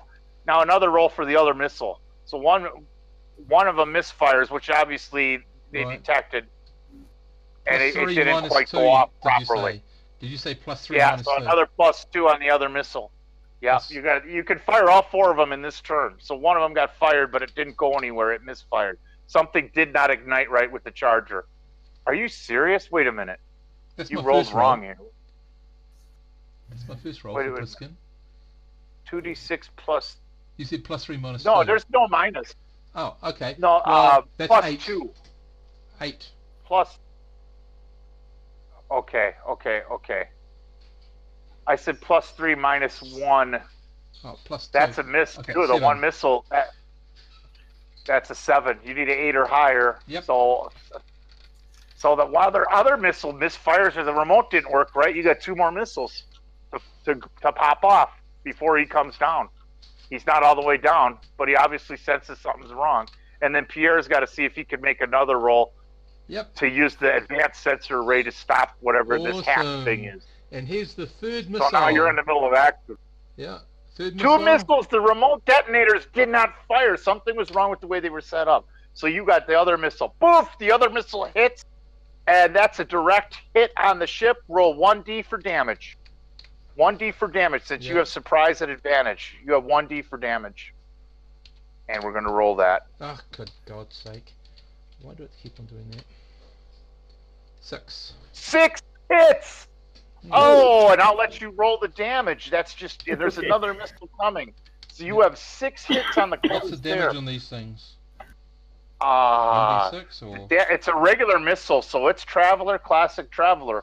You're going to roll 2d 6 times on the damage chart for a starship. Okay. So you just did your 7. 7 is a whole hit, so it's depressurized. If they're not in vac suits in that apartment, you're damaged. Another 7 is a whole hit. Okay, so a 2. A 2 is the power plant hit, which you know the power plant was already damaged. 3 more hits. A 9.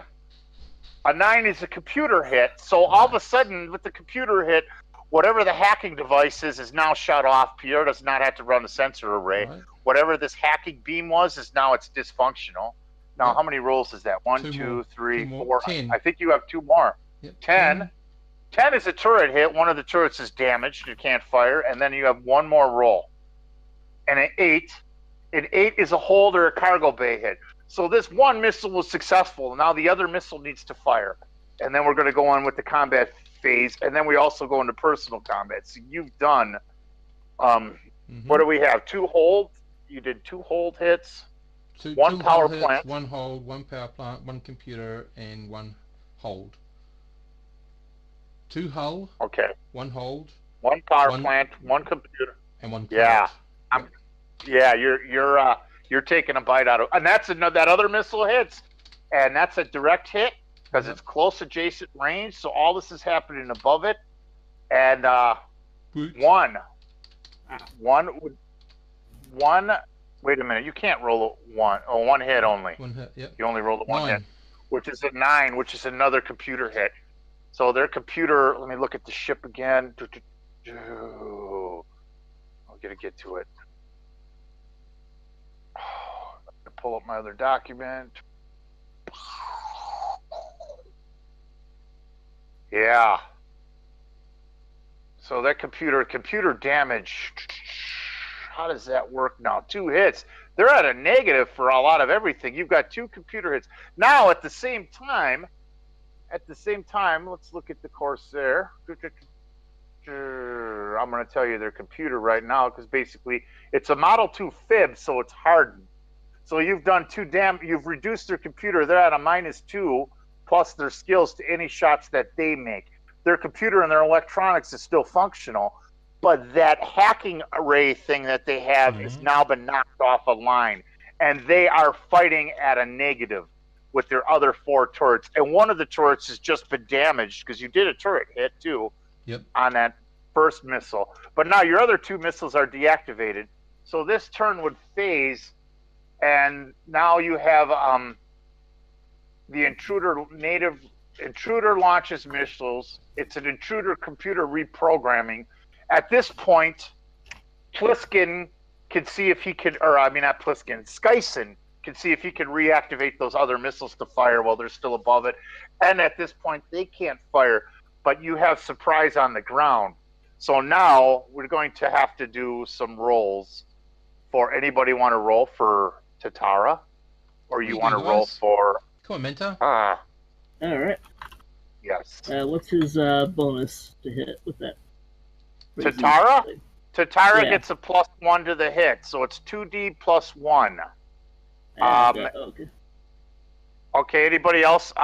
Verbal, do you want to roll for your buddy Cowboy? Cowboy gets a +2. Yay! Joy. Rodrigo's rolling for Tatara. Completely misses that round. Yeah. Tatara's buddy, the other guy, gets a. I'll roll for him quick. Let me pull up the roller. Let's see. He gets a +1 with his heavy weapons, and that's a miss. So they're hitting the hole, but they're not doing any damage with the plasma guns as of yet. As of yet. Cowboy hits it fine and smooth. Cowboy hits that bad boy. And I want you to roll 1d6, Pierre. 1d6, because you guys are aiming towards the drives. So let's see what you hit. Let's see what you hit. 5, 1d6. That would be the jump drives are damaged. So the jump drives take a hit. And now the jump drives are reduced. Let's see if we can see that. Jump drives are reduced from a D to a C, which means it would only be a jump 1. The power plant's been reduced twice, I believe, from an F to a D. The maneuver drives are still unaffected, but they're subjected to the new power plant rating, which puts them down a bit. And now it's not a factor right now. Nobody can use jump drives here. Right? Native movement. Yeah, there's not like you could use jump drives anyways. Native movement is in disarray. They're coming down to land, but they don't know what to do, or they could try to blast off and take off, which I would think they might want to retreat. So the native is going to take off. They're going to shoot laser fire down, but the only place they can shoot laser fire down, so they're starting to back off because they realize they're under attack. So they're starting to like go the other way upward to sort of escape or retreat. So that's their action for their move. So the native laser fire, they're going to shoot 4 turrets down, but they're going to hit the holograph. So I'm going to roll that. You're going to see what parts of the holograph they would actually hit. So we're going to watch and see what happens. Because of the damage to the computer, their skill is, this is adjacent. Their skill is null and void, but with the close range, they have to get there's 3 turrets left, 3 beam lasers, and under close range, they have to get an 8 or higher. The 7 would have been a miss even altogether. The 6 would have been a miss, and a 2 would have been a miss. They can't even hit the holograph right now. And now at this point, as they're taking off, that was which phase are we at? That's the native return. Intruder laser return fire. Actually, Skyson could shoot the beam laser out at them right now if he chooses to, or he could refrain from doing that. So he could shoot the beam laser from out. The whole point of this was to not give away our position, and I thought he was trying to activate the last 2 missiles. Okay, so he's focusing his energy on launching the last 2 missiles to see if he can reactivate those missiles. So he is not going to fire the laser fire. But at the same time, the avians can, and Cowboy can fire off their deals again. You also had a hull decompression, so you're not sure. And Pierre, you can check the sensors and see if you killed any, if there's any more life signs that are gone if you use. So here we are right now. We're blasting away at this bad boy. Okay. So I don't know, what do we have right now? I would need we got a couple plasma gun man portable shots. Let's see what those will do. And we're going to treat them as a direct hit, as a single hit on the drives, because you're aiming at the drives. You've got him in vision. I mean, he's in probably medium to long range. They're in good plasma gun range. They're low. They're adjacent. They're close. They were ready to land on top of you. So we need who's rolling for Tatara? I think Rodrigo was. Yep. So that's a +1 roll. Ooh! There's another drive hit. Roll a 2d6. 2d6 once. Let's see what you get. 7. Okay. And then roll a 1. Roll 1d. Just a 1d6. 3. The jump drives took it ahead. Jump drives took a hit again. So, yeah, the jump drives are knocked down even further. Now, I need Cowboys roll at +2. I think Verbal was rolling that. +2 for Cowboys, Plasma Gun Man Portable. And then I'll roll the last avian shot. So that was a hit. Ooh. So 11, Cowboy hits again. I need a 1D roll. He's aiming at the drives. 1d6, please. 1. Okay. 1 is another power plant hit. Do we track it where their power plant is? I believe the power plant is taking some serious damage. That's 3. Yeah, it's taking like 3 hits. That's the 3rd hit. 3 hits, and it's at a F. So that would, yeah. F rating 3. Yeah, the F would F1, 2, 3. It's at a C. C, which means it's only capable of a 1G acceleration at this point. The M drives haven't taken a hit, and the jump drives have taken a hit or 2, but he's only capable of firing at a jump 1. His jump drive's still intact enough to work. He still has power, but the computer's damaged, so they have an array. So now here's where the things get tricky. The lasers have realized where the plasma gun is. They're lifting up. One of the gunners has realized the plasma fire is coming from. And where are we in the combat phase? So the native can launch last booty boy missiles. The native ordnance to launch missiles. Don't so they can launch. Don't you have the last PGMP to go? Yeah. Oh yeah, we do. Missiles? Yeah, and something about the missiles. The last PGMP to fire. Boom! And he misses abruptly. Totally misses as the thing rise. But at the same time now, it's a -1, but one of the turrets is firing the direction of the plasma blast. 9 at a -1. Oh my goodness! Oh, nice. There's a direct hit, and a pulse laser or a beam laser on a person would be serious. Yep. So we've either lost Cowboy, Avian, or I'm gonna write it down, Tatara. Yeah. or Tatara. One of them's gone. Hope it's the avian who can't hit nothing. Well, I think you all know who I'm voting for. Cowboy. I didn't say that. How terrible of you, Captain. Yeah. Unless Cowboy can pay us 35,000 credits. Aren't I cynical? Oh man, someone took a direct hit. Oh, and it is Avian. No. It is not Tatara, and it is not Cowboy. I swear to God, you guys, it is. That's I fine, rolled we 1, believe 2 you. for Cowboy, 3, 4 for Tatara, and 5, 6 for the Avian. Yep. The Avian like guy fries and drops.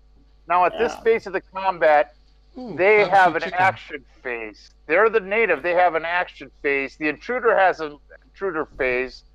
The native has a native phase. You can fire your laser now, if you would like. Missile. I thought he was going for his missiles. Yeah, Well, you're trying to get those missiles to work. It's the intruder laser phase, though. He can't fire his missiles yet. Okay. He's got to wait for that phase. So at this point, with all the damage done, the turrets that were focused on, as you could tell, they were focused on the plasma guns coming from the ground. And we've got a 50-50 and also chance. the holograph is still holding up. Yeah, we've got a 50-50 chance that they might not hit Cowboy. I think we should run with that. So you're not going to fire. So you yes, still you have. I am. What's Skyson's? He got a +3, doesn't he, with gunnery? Yeah. He gets a +3, but at adjacent range of -1, so a +2. He could fire the beam laser. Yep. So he could hit him with the beam laser. It would make a straight direct contact. Yeah. You do. Well, yes, and that is a hit. Yep. So I want you to roll 2d6 for the hit table. Let's see what you get. 2d6. I'm hoping for a 12. Power plants and more. No, 6. 6, another hole hit, which you put another nice shiny hole in their turret. Cheese. At this point, intruder, native. Okay, you're the intruder. Native return laser fire. A 1, 2, 3, they're going to fire at the holograph. A 4, 5, 6, they're going to fire in the direction of the plasma blast. So we are going to roll that out now. I've just given away the location of our ship as well.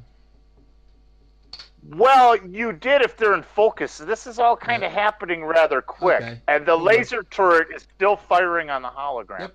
And I'm going to roll that as if they actually hit the ship, but you know they're not hitting nothing but air. Oh, that would be 11, which would be a hit. And on the 2d6 table, that would be, if it was your ship, it would have been a fuel hit. But it wasn't. And obviously now, the static flickers and the ship, it's obvious that it's a holograph to them at this point in the game. And at this point in the game, we have reached intruder ordnance launch missiles. So Pliskin can try to fire the other 2 missiles at this point. Sam's who making whatchamacallit? 2d6 at a +2, I think you said. With range and everything. Yeah.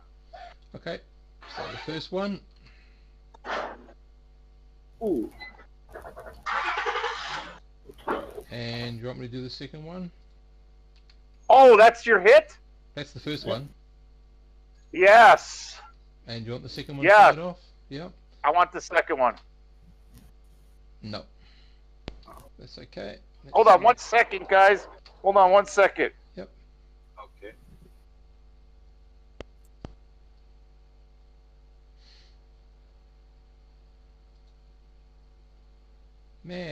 Matt, turn on your microphone, Matt.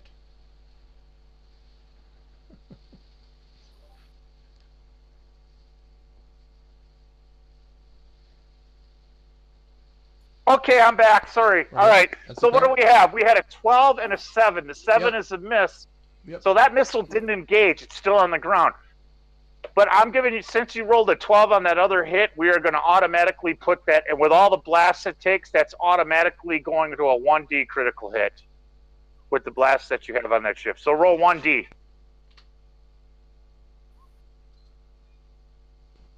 1. 1. What is that? The jump drive? Power plant. Ooh. The power plant. Another hit. Down to a B. Down to a B. They might actually crash in a minute. Yep. If we can get it, it's barely running. Yep. If you knock it one more time, it's barely running. Yep. And at this point in the phase, where are we in the phase? Intruder launcher, intruder moving. At this point, the plasma guns can fire again. The 2 that are left. Atara can roll. And what do we have? Yes. There we go. Ooh, that is a hit. I know 1d6 on that. Get another 1. I want to see a falling ship.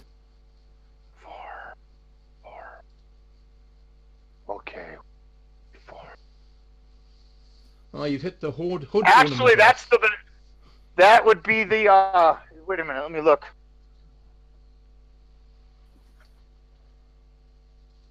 That would be the maneuver drives took another hit, so they're down a little bit more, but that's still they're still functionable. We need another hit by the cap. Another hit. We need a roll for Cowboy. Cowboy gets to take another roll. One more power plant hit, and I think the lasers might be out, and that ship might crash. But you still have you still possibly have some living guys that might be coming out to battle you. You don't know what's going on, but I think you really cooked Pliskin pretty good up to this point as we're going. Southern fried Pliskin. Okay. Yeah. Pierre, I think you're up with the Cowboy? plasma shot. Yeah, okay. From Cowboy. Cowboy gets a shot. 2d6 plus 2. 11 is a hit. Pierre, 1d. 1d, please. Get a one. 6. Actually, that's a critical hit. Because of all the damage that's done, the drives explode. The ship crashes. The ship just falls like a brick and crashes over the hologram. There is no more power. You've exploded the ship. If there's anybody alive, there's a rare chance of it. If they're not depressurized and dead. So the ship crashes in front of you. Pliskin and his crew have crashed, have reached their demise. You gotta do like a rip-torn exclamation from Cowboy in a Western accent. All of a sudden, Cowboy says, "Stony, why were you sweating me, brother? We lost a good friend today. We lost a good comrade. But we've ended the reign of this pirate. At least you got some fried chicken. The pirate is down, Stony. Yeah, the pirate down, is but not down. out. When you can get his charcoal remains out of that ship, I'd be happy. Well, let's go do that next. Yes, you're outside. You go do it first. Careful. So the ship crashes in front of you. Yeah. We've created bright lights which will appear, all over the system in a few hours, and I think it's not like we'll be able to stay here weeks at the archaeological dig or anything like that. I think we're going to attract attention.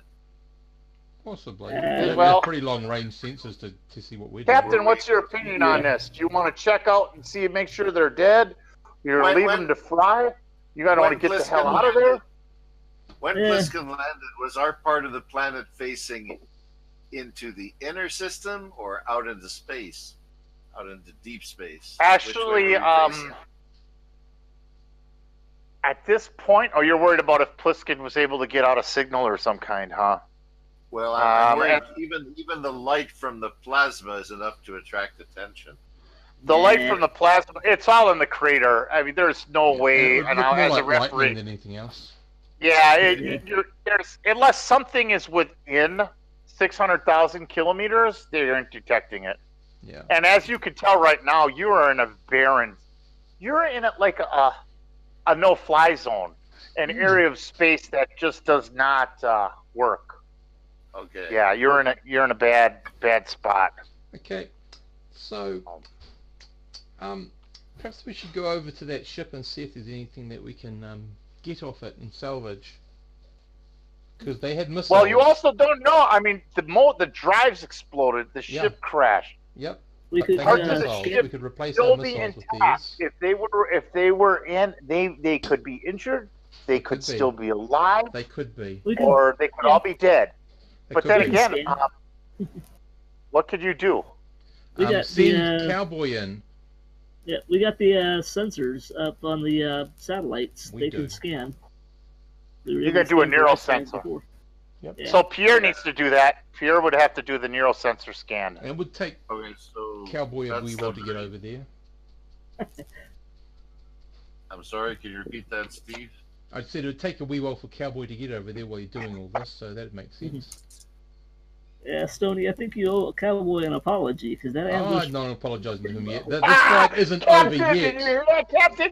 Did you hear that, Captain? Yet. Your captain is speaking, Stony. Yeah, you can't order me to apologise. That's the one thing. That's not in my No, I contract. didn't order him. No. I ain't ordering him, but I'm saying it worked pretty well. Yeah, okay. Now that the excitement died down, I tried the big advanced sensor array. It's a big array of Lagrange points. Mm-hmm. Is that son of a bitch did? Okay, the sensor arrays. Oh, you pick up 2 life signs out of the 7, and you pick them up in the bridge array, but they're not moving very fast. Yeah, they seem to be close to motionless. The life signs are picked up because you do pick up that they're breathing, so obviously they must be in some sort of vac suits. The other 5 are you definitely no other life signs that you're picking up. There is neural activity. Mm-hmm. So there are 2 life signs in the bridge. So I mean, if you guys use your comms on passive, they're linked together. You could go in there and see what it is.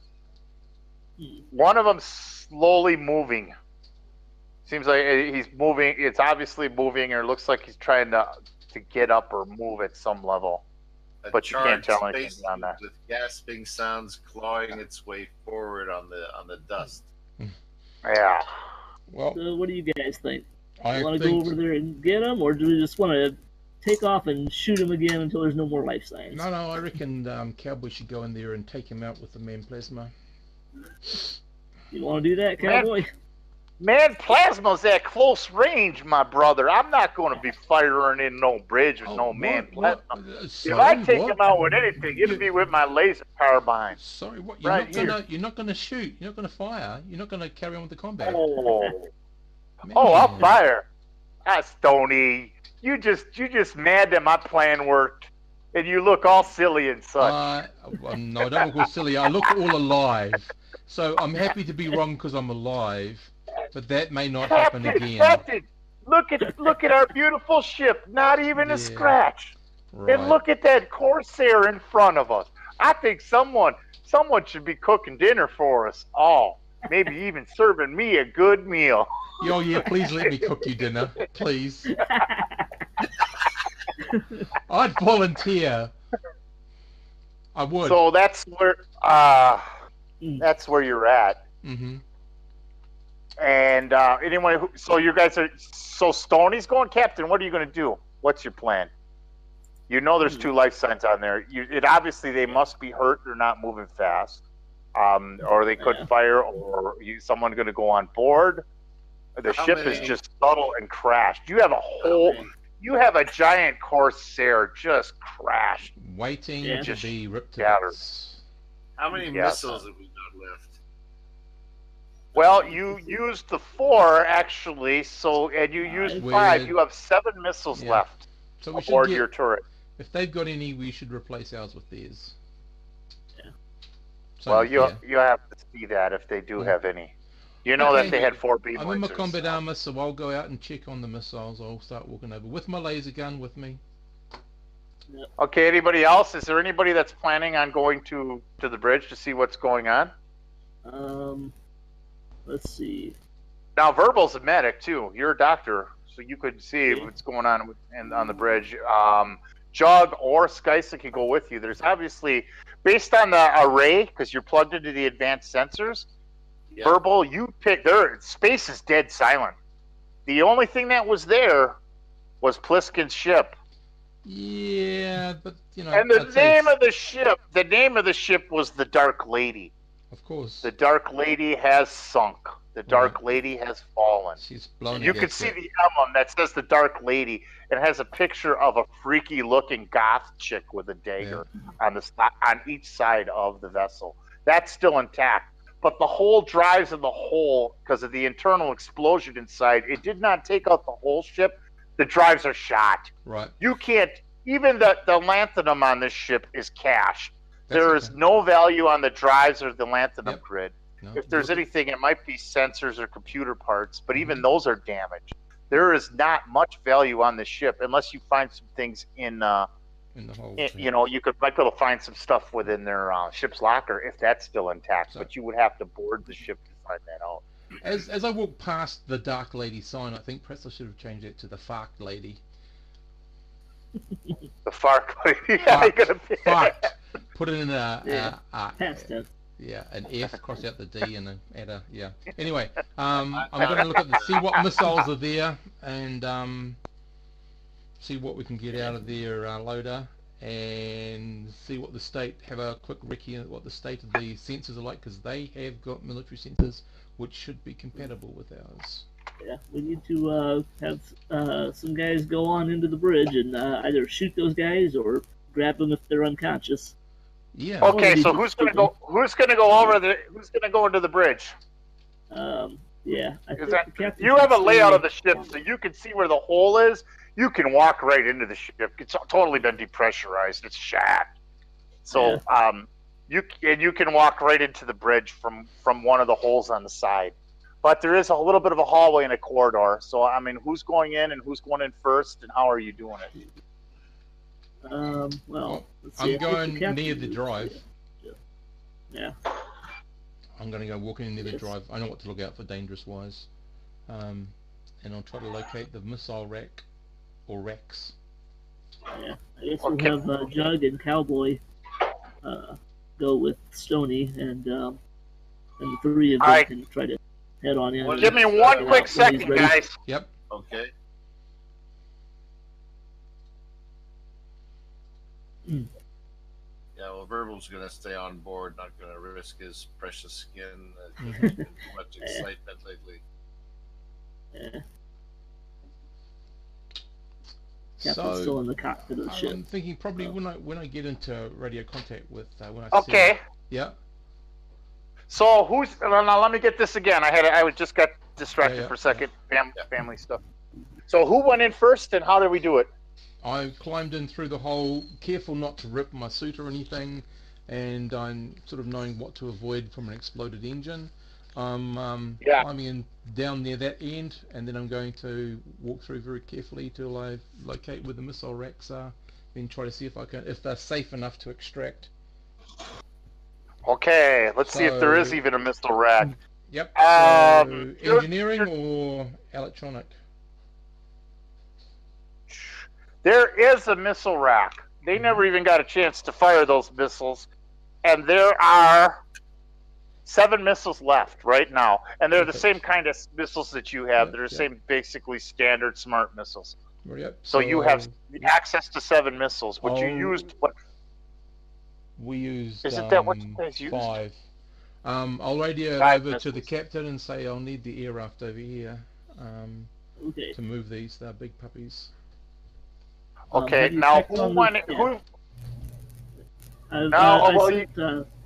I sent Jug and Cowboy with Stony, but I just need him to check on that bridge and make sure that if they're alive up there, they're not like trying to overload what's left of the engine or anything to destroy the ship. That's right. No, Captain. There's no engine to overload. Oh, that's right. We blew out the engine, didn't we? There's nothing in the Yeah, bridge. never mind. He reflects back just to you go that shoot there's him. no engine to overload. Okay. Let me get it in, Jerry. That's Let me right. just mention, Verbal is not going in the expedition to their bridge. He's still on our bridge to ride herd. On Cowboy asks you to come because you're a medic. He says we may have prisoners. We may actually get Pliskin alive. You could stay behind us. We'll go in first with our carbines. So Cowboy asks to use your laser carbine, Stoney. He doesn't have one himself, so he wants to borrow your laser carbine. Well, I look at the weapon he's toting and go, "You want to trade me my little weapon for your big weapon? Is that what you're saying?" He says, Stoney, I just want to borrow it for about 5-10 minutes. I'll give it back to you. It might actually get to be used. See, this is the difference between Navy and Army. We come prepared for the right thing. So, okay, Army boy, I say if I know what's in this machine, I know if you get a scratch or you dent it, or mark it up. Not a By the way, problem. What would you like for your treat it meal? like my own. Treat it like my own. You don't need to make me any more worried. What do you want for your first meal? We'll talk about that later. You know, I'm really in charge of cooking. But you could help with the dishes. No. You wanted me to cook you and serve you a meal. I'm going to cook and serve you a meal. We'll talk about that later, Stoney. Yeah, For some I'm reason, sure. I just don't think that meal will be as good as the stuff I cook. You need some good Cajun food, brother. Oh, don't worry. I'll put whatever Cajun you want on it. So okay, Anyway. you give him the laser carbine, Mm-hmm, and what's the Jug is going in there too. What is Skyson's doing? I'm still not Skyson's going out on the because, like, missiles.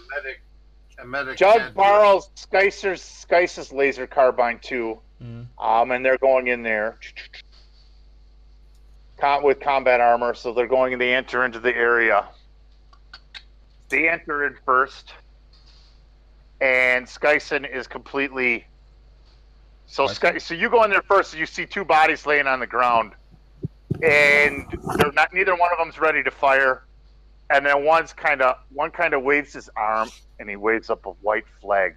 The other one, you're picking up on the sensors, Pierre. Did you go, or did you go behind, or did you stay? Oh, okay. I think my microphone was tucked away, but I was trying to say. Verbal is not going out, and Cowboy tried to encourage me to go out because I'm a medic, but what could a medic really do in airless conditions? I mean, you have to bring them in, then I'll treat them. Bring them into the brig. So you stay. While you're tracking the sensors, the neural activity of...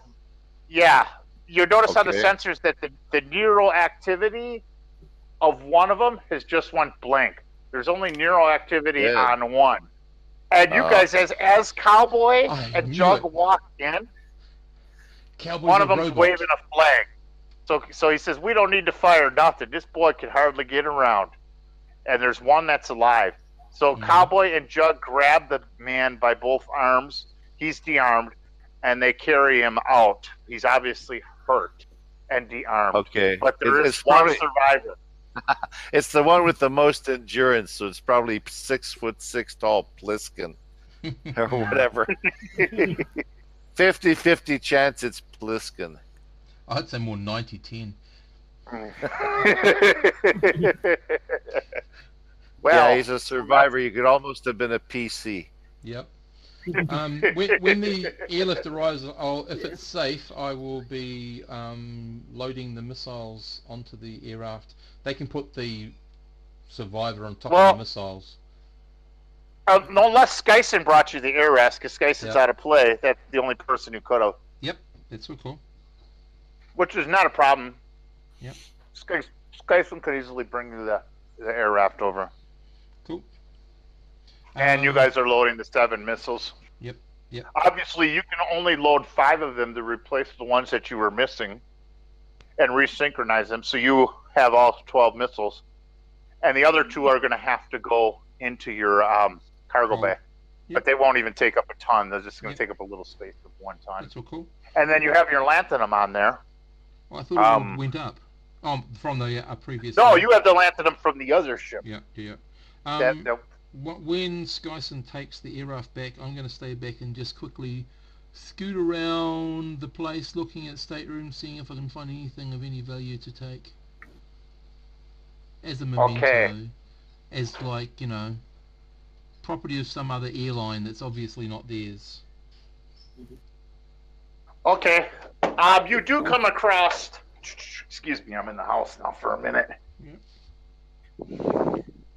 You do come across the ship's locker, but it is locked and damaged. And your power sources are all out, with the power plant being out. Yep. You're going to have to try to figure out and see if you could break that door. Okay. The other rooms, everything else seems to be charred. It's just miscellaneous quarters and common quarters. Cool. I'll look for something that's an approximation of a crowbar, and I'll have a go at the opening doors with that. Okay. You know what melts locks like nothing? Plasma gunman portables. I'm dying for another indoor... That's a close approximate range, though. I know. Remember what happened? Didn't we fire one of those guns at close range before? John did. Fired it in a 3x3 Everybody room. took damage. Remember that game? Hell yes. Yeah. Yeah, it was Oh, yeah. inside a sort of the abandoned buildings on that Yeah. abandoned planet. Geoecker. Yes. Something That's it. jumped Yeah. and he panicked and Boom. yeah. Okay. Okay, Fun. so Anyway. I'll do my 2d6 roll because I have mechanics at 0. 2d6. Let's see. Let me roll back on the here. I've been Don't think running I have to around. worry about a bonus. Critical. No, you don't. You pried on the hinges and the door just drops open. Excellent. And sure enough, treasure trove. There are 3 laser weapons, 3 laser guns with chargers, which you can add to your ship's locker. So you got 3 laser rifles with chargers. Laser rifles. Okay. Yes. 2 submachine guns, SMGs. 4 revolvers. And I'm writing this stuff down as I tell you this. 2 auto pistols. And what else do you have? And there are 2 remaining vac suits, regular vac suits. Do I know what tech level they come from? Are they our They're vac at- suits better than theirs? They're at tech level 13. They're about equivalent, but there's Okay. still 2 vac suits, which work. Yep. They're That's okay. I don't know. Vac suits are like 10,000 apiece, Yep. and they're unscratched, unused. Those are Yep. the other vac suits. Must have been with the crew, because I mean, as a pirate vessel, they obviously the captain was prepared. The other Mhm. crew got wiped out with some of the hull blasts, and Yep. especially when the ship Fair blasted. enough. Well, they didn't expect the ambush that they got. They're so used to having the edge on ships. The only reason that saved you was the alien technology. You were able to get that edge. Otherwise, you wouldn't have been able to get the edge if you wouldn't have been able to plug into the alien disarray. So we'll give that out. That alien advanced sensor stuff gave you the edge to make the plan I and to think we trick should- them into yeah, coming. We should see if we can have those 5 things accompany orbit our ship. That'd be great. Okay. And that's pretty much. And then there's other miscellaneous ammo and various things And of that any nature. med kits? There is a med kit. One med kit, cool. So you do have a med kit. There's also another pressure tent too, and some survival equipment. But I mean, you do have enough vac suits, I believe, for your ship. I think you have 10. We've got the list. I can add this stuff to your ship's locker if you want that'd to. be cool. I'll just be asking Skyson to run back when he's finished delivering the missiles because I've got a whole lot of stuff here. And while I'm waiting for him, I'm going to try to find the captain's stateroom because that's probably where all the good stuff is stashed. Good Okay. Are we not paying attention to the guy who's waving the white flag somewhere? Yeah, On the he's surface? Well, been actually, right now he is no shape to fight. He's damaged, and he surrendered. So you've got him by both arms, and Jug and Skyson's Cowboy. with you. Jug and Cowboy are bringing them over. Captain, what are you up to at the moment? Well, I'm moving our ship over next to the wreck and gonna park it next to it so we can efficiently loot the wreckage. Okay, so the ship moved out of its hole and it's to the wreckage, and Verbal still has total connection. He's got the sensors now. You got the sensors dialed in on Wi-Fi. There's not much left of the ship. You find the captain's room. Yep. And that's where one of the laser blasts went through the hole. And there's pretty much things are fried. Give me just a 2d6 roll and see what you come up with. Just a straight 2d6, and then I'll tell you if there's anything salvageable. Yeah, no, there's nothing salvageable. It looks like there might have been some good stuff, but the laser just hashed anything that was there. There's one of your that was one of your hole blasts from the yeah. So it's just shot. The ship is just in shambles. It's just shot. Yep. But it looks like what you do have is those things out of the hole, and you have a prisoner. The vac suit helmet's still on. They haven't made any identity. He waved the white flag. He can move around a little bit, but he's just damaged. So now we're gonna get them aboard the ship. So he's aboard your ship, and you guys lay him down. You get the helmet off, and are you there to check on him? And it's a female. And sure Pliskin's enough, actually a female. it's Mr. Pliskin. It's Mr. Pliskin himself. The Oh only my god! survivor. And he is now in your custody. Yeah, nice And trade. you Pliskin. do the medical exam on him. You can and you guys have him cuffed or restrained, I would imagine, and you could lock Yeah, him. and I tell him, nice trade, Pliskin. You could have lived another 30, 40 years, but you decided to mess with us instead. Yeah. Okay, If I've got intercom connection, say make sure you do the turn your head and cough exam. Oh, I'll Do it wear thoroughly. my thinnest. I'll wear my thinnest latex gloves for that. And you'll forget the lubrication too, won't Yeah, you? don't lubricate. No. I forgot. Now. Just go for it, mate. Okay. This is ribbed for your displeasure. I like it. With metal studs. Enjoy this. You guys are nuts. Hell yeah. Yeah. This guy just tried to kill us. No, it's. So what are you going to give him medical attention, or yeah, what okay, captain are you at? Well, you What's know, your plan? Hippocratic oath and all that crap. Yeah. Got to make a med roll. Yeah. Now is he conscious? Is he saying anything? He's barely conscious. See how much Okay. pain At will the wake moment. him up. No. Yeah. Let's assess things first here, Right. Okay. Yeah. Assess.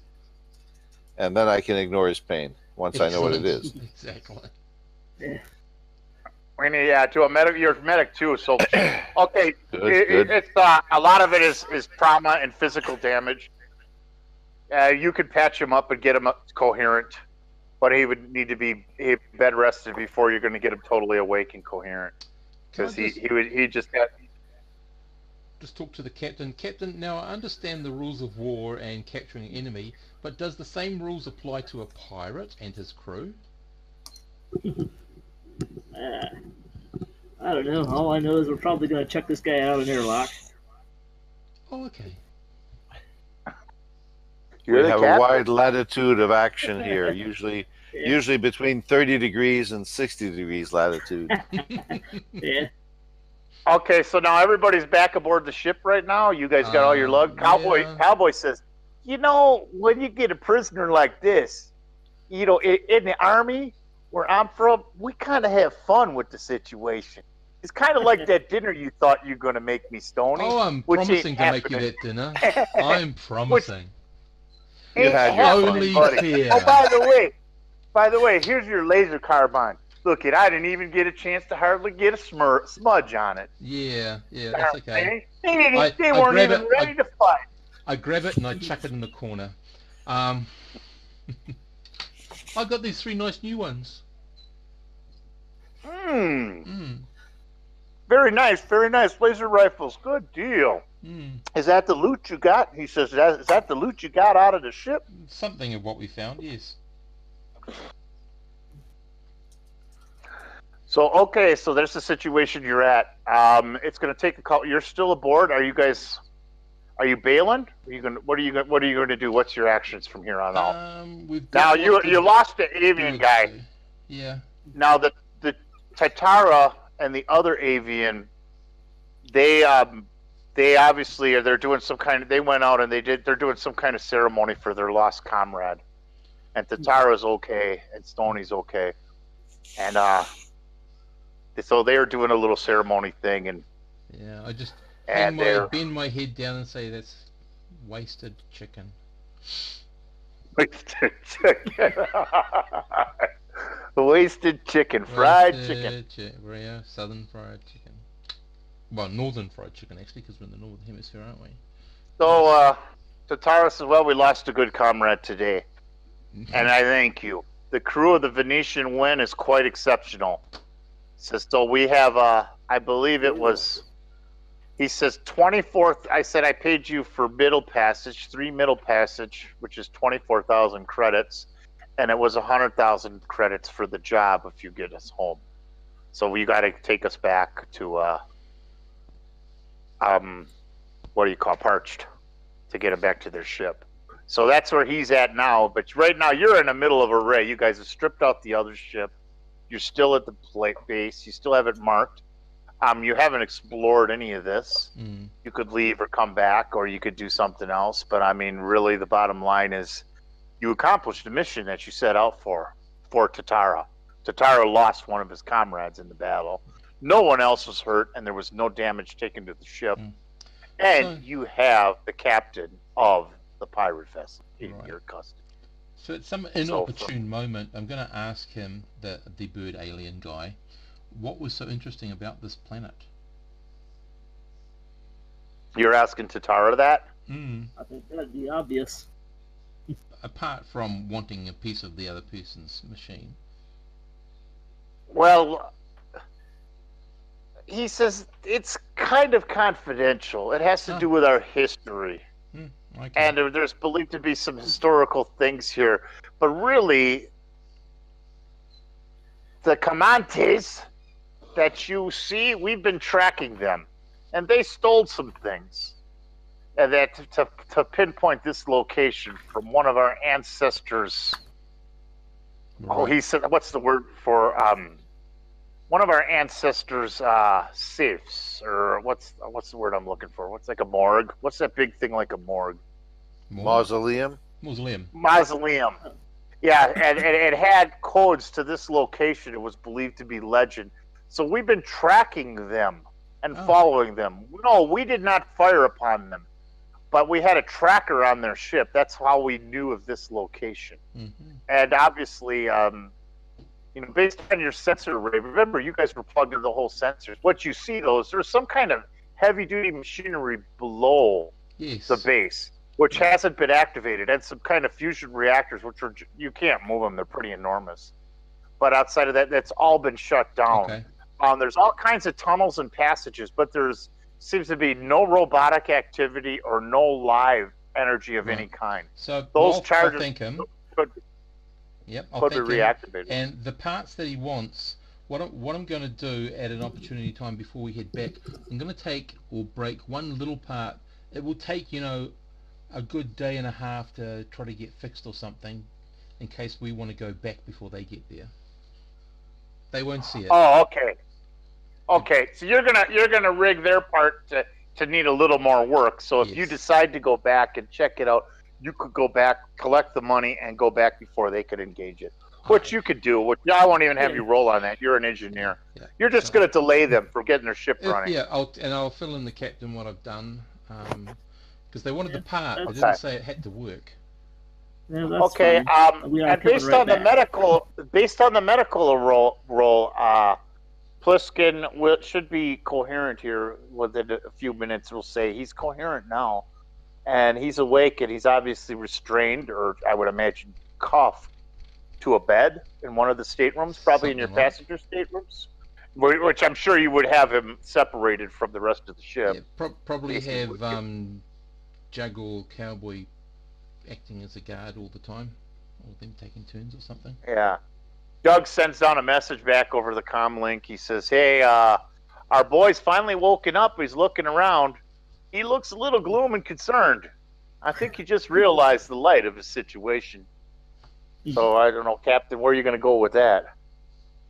We'll let him stew for a while. More fun like that. Do we have pre-made dinner food, or can we fabricate stuff? You have both. You could do either or. Excellent. You have life support in general. Okay, now he's taken a lot of your life support. He's on board, so obviously now you're going to use. Because what I want to do is I want to fabricate a finger. It's probably tofu or something, but it looks very much like a finger. If I can't do that, if that's possible. Oh, you could do that, but actually Cowboy would be better at it because he has Stuart 1. He says, I could make some good old hot dogs look like. If you'd like me to do that, you can. Yeah, I just He wanted can do some that soup real- so we can give him some food. Yeah. Okay. So he does that. Right. You could do that, and give him some food, and he'd eat it and come across the finger. Yeah, we say, you know, well, we didn't know what to do with your dead. As he's eating, because now he's hungry and he's healing, Probably. he spits it and he chucks it. He goes, "Oh, you're more ruthless than I am." Well, now you Says, know "You when have we me. ask questions, we'll want answers. You have me. You've destroyed my crew. You've taken down my ship. Is there any barter I can make with you for my life? Is there Yeah, any Captain. barter or anything I can give up for my life? I'm broken now. I've been outdubbed by a free trader. He doesn't even quite understand how you did it either, Yeah, okay. because usually he was on top of it and he Yeah. thought he had the total edge. He had no idea how prepared you were for him. Totally outduped nastier you. than we look. Yeah.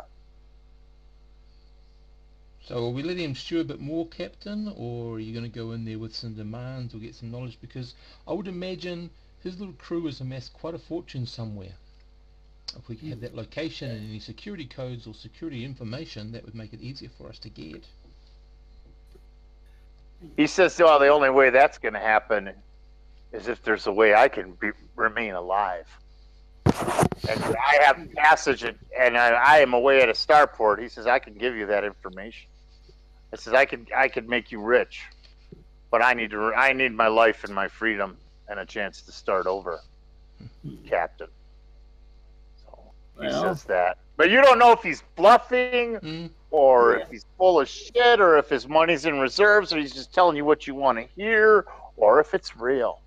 Maybe he does have a facility, or he's connected to some syndicates where there are drives and parts or ships or wealth that's been accumulated over years. Because he's obviously had a pretty good grip on this system for quite a while. Nah, we don't want to let him go on back to civilization where he'll reconnect with his resources, and he'll be with Billy Joe Bob Pliskin and Mary Lou Pliskin. All of them, the Pliskin family. And They'll Sheila breed. June Pliskin. They'll just breed more Pliskins. That's the thing too. Now you think about it, is it really worth even tracing what he's got, or would you? I mean, Well, it considering could be the a lot. It could be a lot.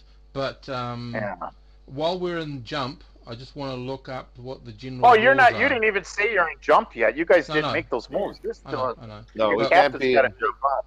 When we get Yeah, there, if we get there. You haven't even left the surface yet.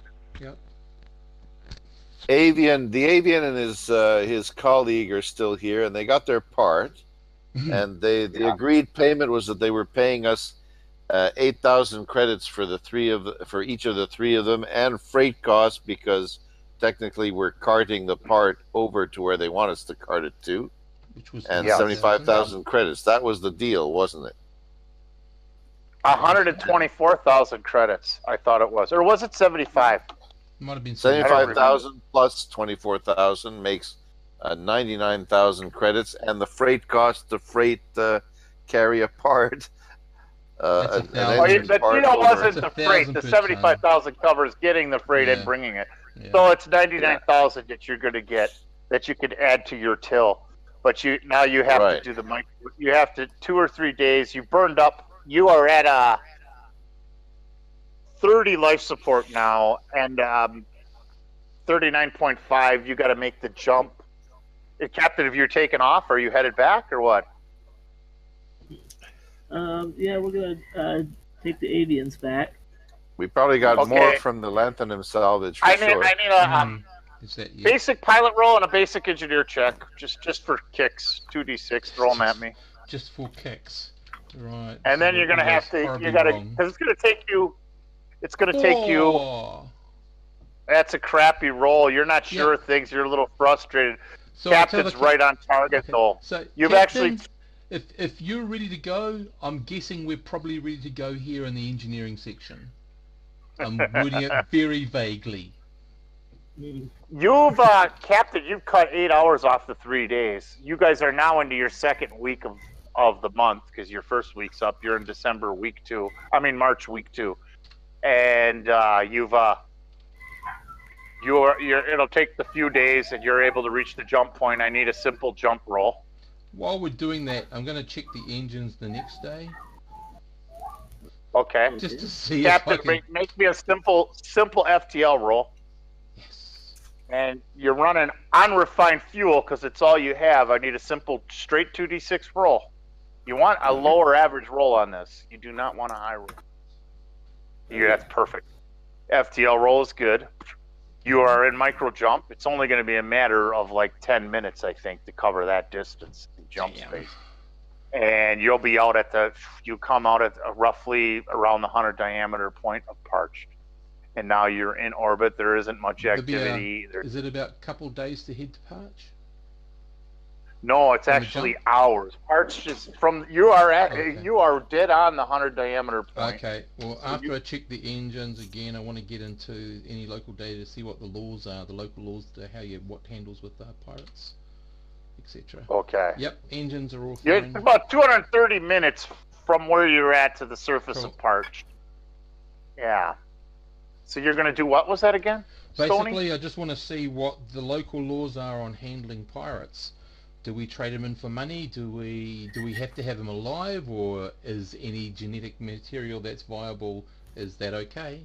What is the law level? There is a scout facility here. The law level, of course, says to turn them in, but this is also a low law level, and you really are at this point. What the law don't know, don't hurt them. Yep. You are really pretty much at your own design. Just wondering though, if we do turn them in, is there any financial reimbursement we get? There could be, but at the same time, I mean, your intuition tells you, how did he survive and keep doing what he's doing with a scout facility here? And the only place to turn him into would be that scout facility. Would turning him in anywhere be a wise call? It's sort of like, it's sort of like Escobar in Colombia. True, but at the moment, I haven't broken any laws. And I don't like breaking laws, so I just want to make sure whatever we were doing was going to be lawful. Well, if you kill him, it would be unlawful to some degree, but also he's a pirate or a stowaway who tried to destroy your ship. So, the laws... You're in international space. The law really doesn't apply. And he's on your ship, which is kind of like your own country. Mm-hmm. So the law doesn't really apply. It's only my voice against the rest of the crew, so it doesn't matter, but I just wanted to know from my perspective what the law said. The real final call is up to Captain Rodrigo, what he decides. Yeah. But you want to try and turn him in then? I just wanted to see, perhaps Carlos can do a check on their interwebs or whatever it is, and see if there is some money on his head. If it's a significant amount, it's something to consider. Yeah. And right. Slash out of game and metagaming, it's always a recurring adversary, isn't it? Yeah, that can always be fun. Yeah. But okay, who's got street? Let's see. Who's got streetwise? You want to do a little investigating when you land their dock at the starport? Yeah, I just thought Carlos could hook into their interwebs and see if there's any money on his head, like officially, as a pirate. Okay, Carlos could give me a basic computer roll or verbal. Yeah. Sorry. Okay.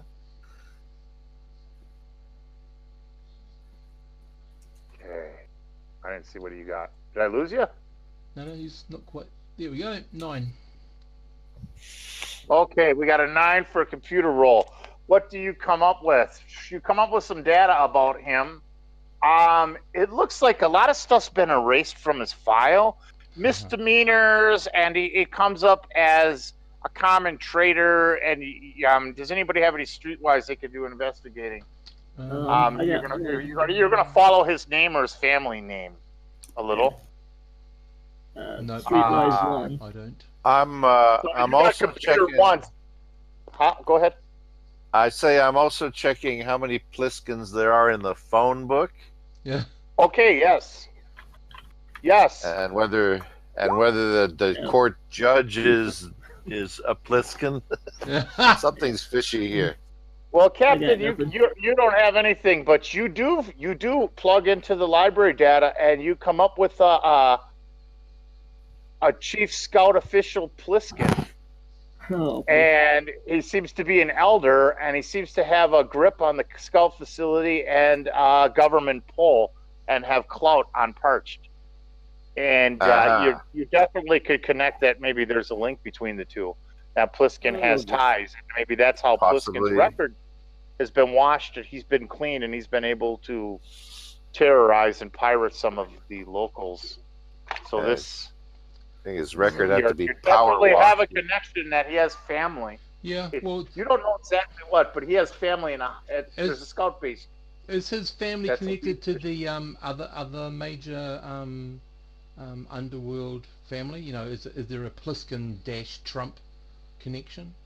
Oh, let's not go there. We got some Trump fans on here. I'm not one of them, but anyway, no, nothing of the sort. Okay. It's a family. You don't know where this leads beyond that, Right. Okay. but you obviously know Pliskin's been a lone pirate, and he's had some help under the radar. It looks like through family, doing what he does in this this is a back world. Remember, it's a low population back world with a simple scout base that doesn't seem to do much or act much.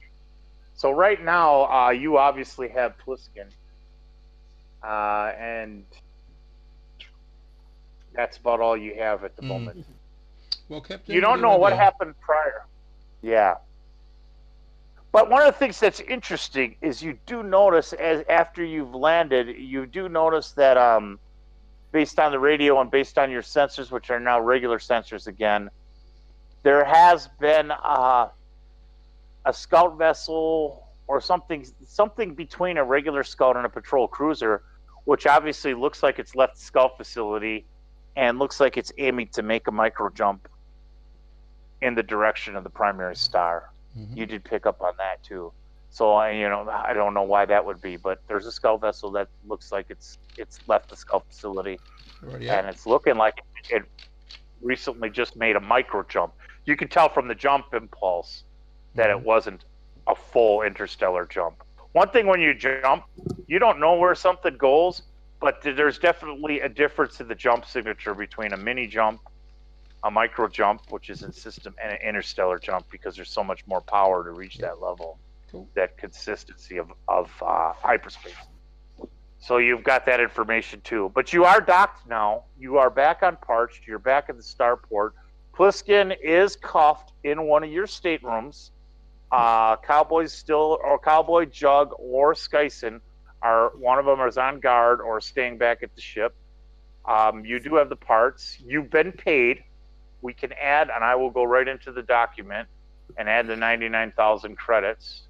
Before we hand over the device, I just checked with the captain. You want me to leave the device as it is, or do you want me to actually make sure that it actually works? Let's make sure what now? The part that they were wanting, do you want me to actually reactivate it so it will work when they plug it in, or do you want me to leave it how I've got it? It's up to you. Well, I just need to know what you're planning on, where we're planning on going next, because he's asking if you're planning on going back. Going back to the planet or not. I was thinking we'd go back. That we would go back. Yeah. Okay, I'll leave it as is then. Yeah. Okay, so you might go back. Are you gonna check or whatever, or what are you gonna do in regards to? Well, the other question is, whatever we do, what are we doing with Pliskin? Yeah. Yeah, that's the other thing you need to look at. Well, I was leaning towards spacing him, but if we set him free, he hooks up with the underworld again. That's what's gonna happen. I don't want his uncle or whatever coming after us for killing him. Which uncle? Yeah.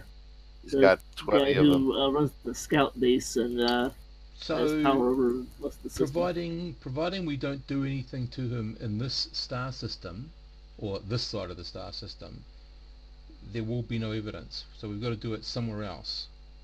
Yeah. I think. Well, you do remember you have 10 low bursts too. That's what I'm thinking. Yeah. Put him in a low burst and leave him there. Yeah. Just leave him. We either freeze him or we let him go. Is what I think. I reckon popsicle him. Yeah. And keep him. He may very well become useful barter tool. That's actually not a bad idea right there. Okay, right. so that's the plan. You're gonna seduce. You're gonna seduce him. No, I'm not gonna seduce him. No, that's not the word I want. We're gonna sedate him. Sedate him. Sedate him and put him under. Yeah. So there was an RPG. There was an RPG that talked about how long it would take for dynamite to blow up once it was ignored. He meant ignited, but it was printed ignored. So ignore the dynamite, it goes off. How long does it take, please, Pierre, for dynamite to blow up once it's being ignored? These are important things to know. It's very flighty and gets triggered when no one pays attention to it. Okay, I'll remember that should I ever be around dynamite. Awesome. Pay attention. Yeah. Okay, I even added it to the current passengers. Pliskin is put in a low berth. Yep. He is iced. He's in your custody. Low berth. Storage. Okay. Oh, okay. I thought you meant iced. So you see, iced is in the final icing. Now, Pierre, if you wanted to, if you didn't want him alive, you could indirectly kill him. Well, it's just that you got to watch out and use precise terminology when you're passing orders. Ice him.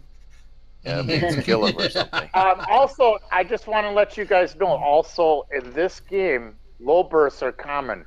Regular low bursts do not kill, but if you fail the roll, they can cause damage. Oh well, emergency low bursts are not the same as regular low bursts. Yep. An emergency low burst falls under classic rules. Yep. You can die in an emergency low burst because they're made just for that emergency. They're not made for common. You guys have 20 standard low bursts, so Pliskin is alive and well. You revive him, and he's endurable, and he's healthy now. You brought him back to health over the few days that you brought him back, so he is under ice. He is alive and well, and in a low berth in your ship. And no one will ever know as long as, unless you thaw him out.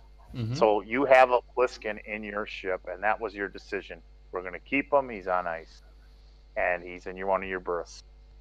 So that'll be 100 credits when you towards the life support because you used one of those units. Yep. So you'll have to you've used one. That's cool. Low berth unit. So that's and you're down to about 30 units now with the jump back. So that that would take, you had 2, 8 with Pliskin would be 9. You're into a chunk of your second lot, which means you'll be down to like 21 life support units. So you're back and you can reload your life support. You can load it up to a full 120 units. So we're saying that would be 99 units if you guys want to make that purchase. And also remember, I don't know if you're going to head back or if you're interested in, you still have that Lanthidum, and you might be able to check with the local starport and see if there's something you could do with that. It is a Class C starport, I believe, on Parched. Mm-hmm. I don't know what you want to do with that. Well, I would like to, if I'm don't have any requirements to go through, I want to go to the starport and buy the best Cajun that's around. The starport and the best Cajuns that's around. Yeah. Well, it is Cajun the back world starport, and sadly, there is nothing Cajun there. Oh, okay. And I'll look on I'll look on the computer database, buy all the ingredients, and I will follow the rule. This is why we're parked at the whatever. Do that, make it up, and I'm sending you a whisper.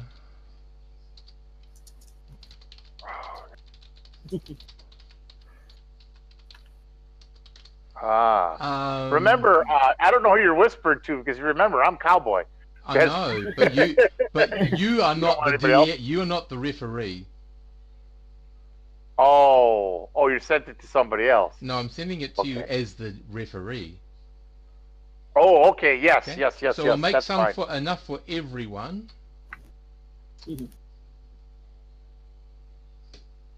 And we'll all sort of, yeah. So you do that, and everybody's having fun, eating, and they're celebrating, and it's all well. Cowboy says, "Oh, that's not bad, my friend. That's not bad, my friend." I did follow a recipe that was in the computer. Yes, so it yes, might have yes. been yours. Then all of a sudden you notice Cowboys. You guys all notice Cowboy's face starts turning green, and he's running off to the shitter. And that's it. Oh, poor Cowboy. Cowboy's got the shits like you wouldn't believe, and he's pissed. And he's yelling back from the shitter with the door open. He's in the fresher in the main quarters. He says, "Payback's a bitch, Stoney. Payback's a bitch." And he's hurt at his guts, and he's shitting up a storm. I look all very, very like, what's he talking about? We're all eating the same meal. Are any of you guys feeling sick? Yeah, you're not fooling anybody there, Stoney. What? Are we all eating the same meal?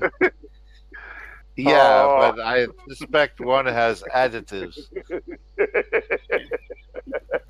A good prank, but she ain't fooling nobody there. He opens the door again and pops his head out with his green-looking face. "Remember who cooks your food every day, Stoney?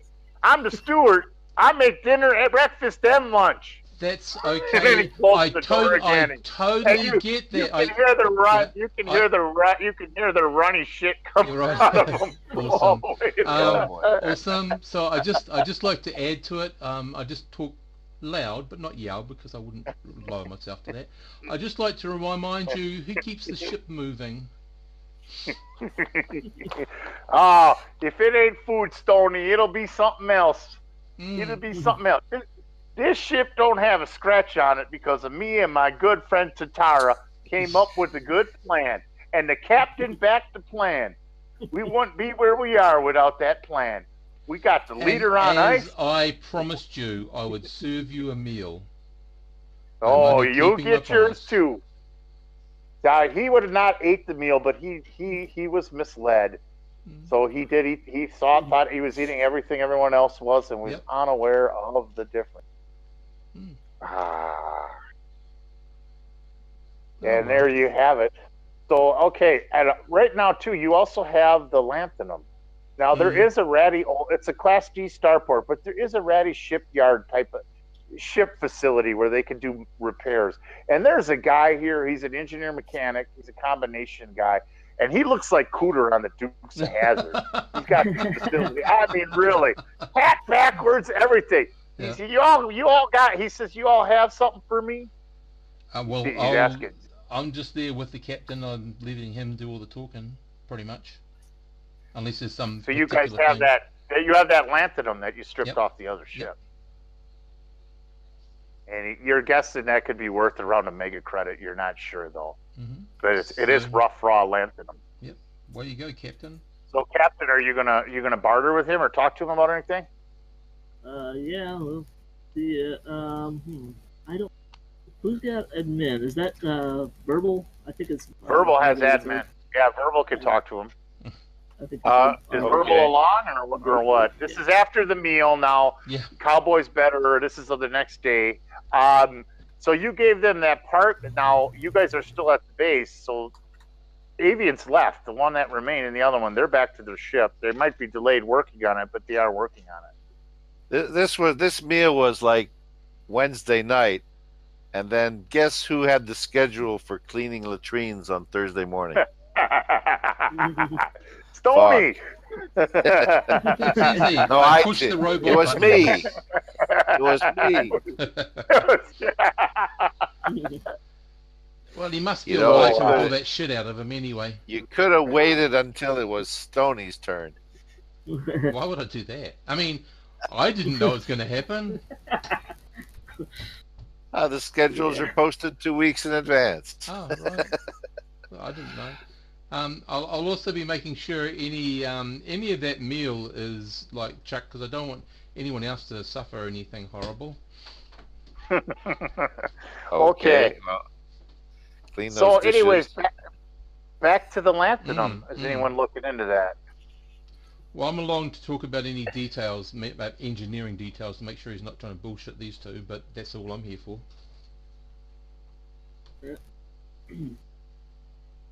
Yeah, okay, well, we're gonna go on down. I guess we'll have Verbal and Stony along to talk to the guy and ask him if he's willing to buy some lanthanum from us in need of recycling. Okay. So you go down and talk to him. I mean, I just do a basic admin roll. 2d6 plus 1 from Verbal. Oh yeah.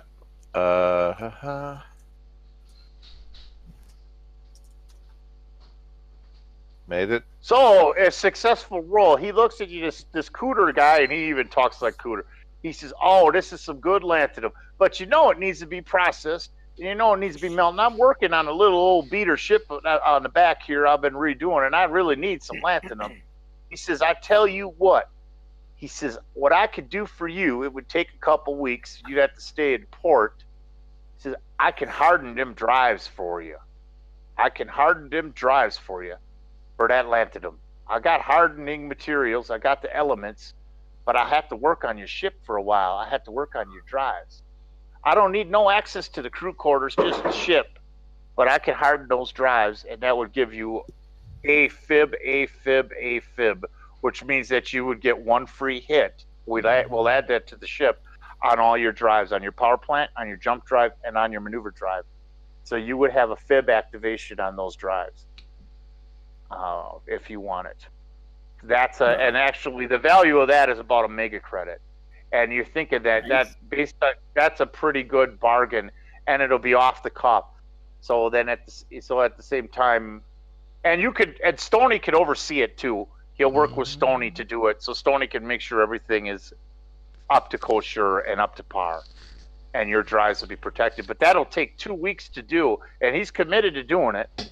And now you have obviously you're on a time frame here. It's your avians are going to get their ship going. Are you going to go back, try to beat them there? Or are you going to just forget about going back? Yeah. So in the meantime, though. What you do notice is you do notice something. It's pretty strange. Is anybody going to the bar, or are you going to have a drink? I'm guessing if you're safe in the port, then Skyson will probably end up going there. Skyson's at the bar, and he sees some people really sad. Some thuggy looking guys, and they pull up the screen, and they all of a sudden you're realizing your facility's no longer a secret. So Skyson must have got out a message when he was being blasted down. Pliskin, yeah. And Pliskin. Yeah. Pliskin must have got out a message before he's blasted down, and they're playing the video and you see the Dark Lady's ruins. You see the crater where you were from. So that location, I mean, it isn't even an idea to go. So obviously the message was sent out while you were blasting them, and somebody obviously went there, and they're sad. And it's the Dark Lady. It says, it looks like you hear the over talking, the group of them talking, and there's sorrow, and they're buying drinks, and goodbye to our friend Pliskin.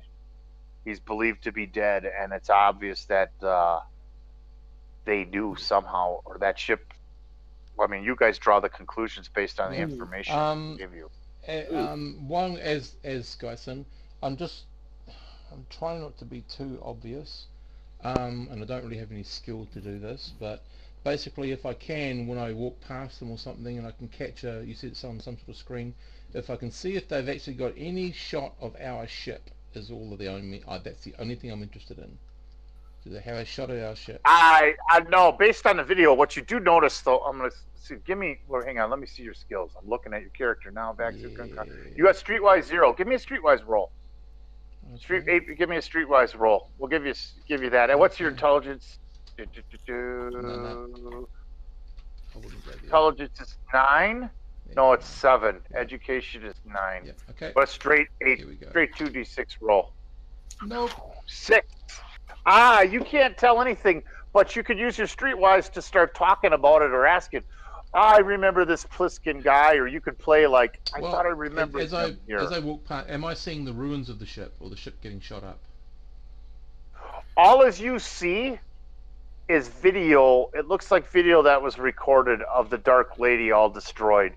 And destroyed. it's Okay. basically okay. And so basically, it looks like this video was recorded recently, after the fact. Right.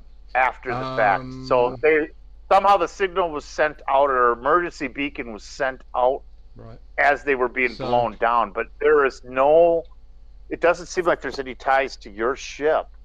It was like a Mayday ship out. Yeah. Is not going to draw attention to himself by making a comment about the video and then them remembering him as making that comment.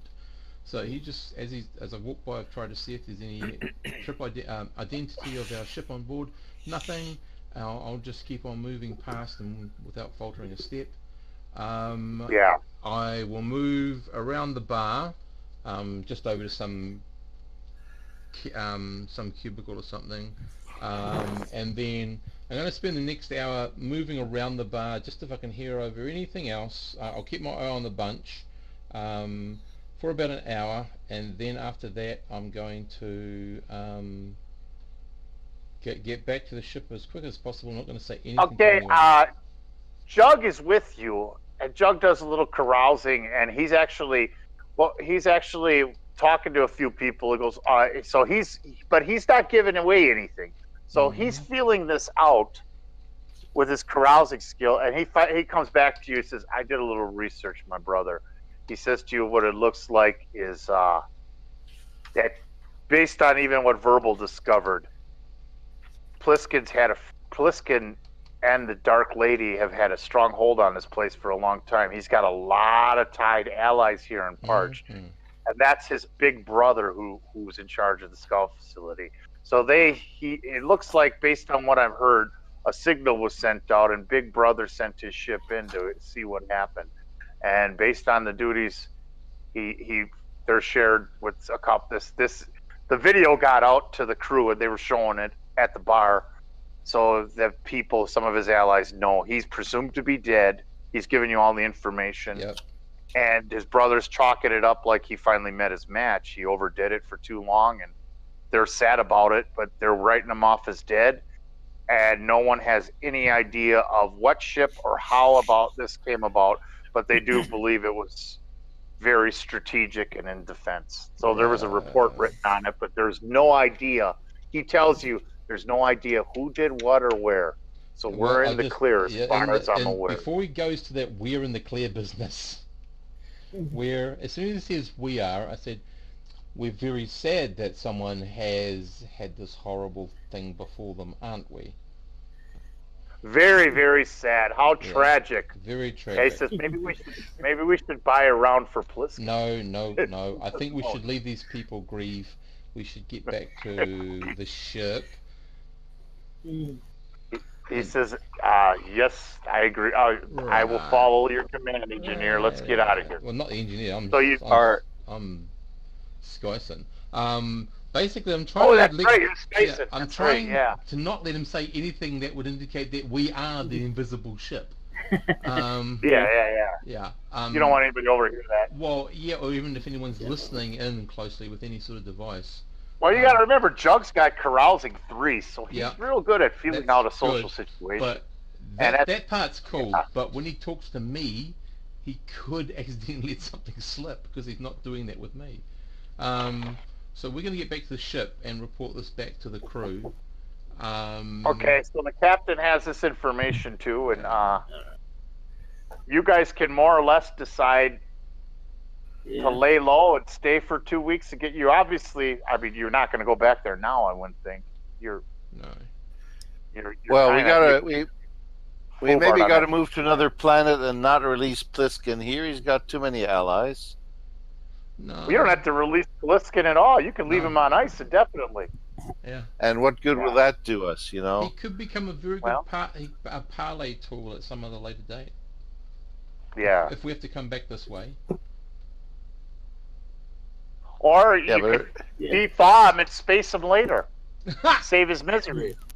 Yeah. Leave him on a rock world that's in the middle of nowhere where he's got to fight to live. Kind of like what's his name? Expand him. We could do that. You could leave him on like a shit nasty world where he's got to fight to live. Like what's his name?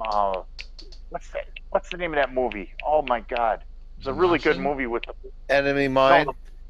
No, the bald dude. Oh, Van Diesel. Van That Diesel. would be Pitch Black or Pitch Black.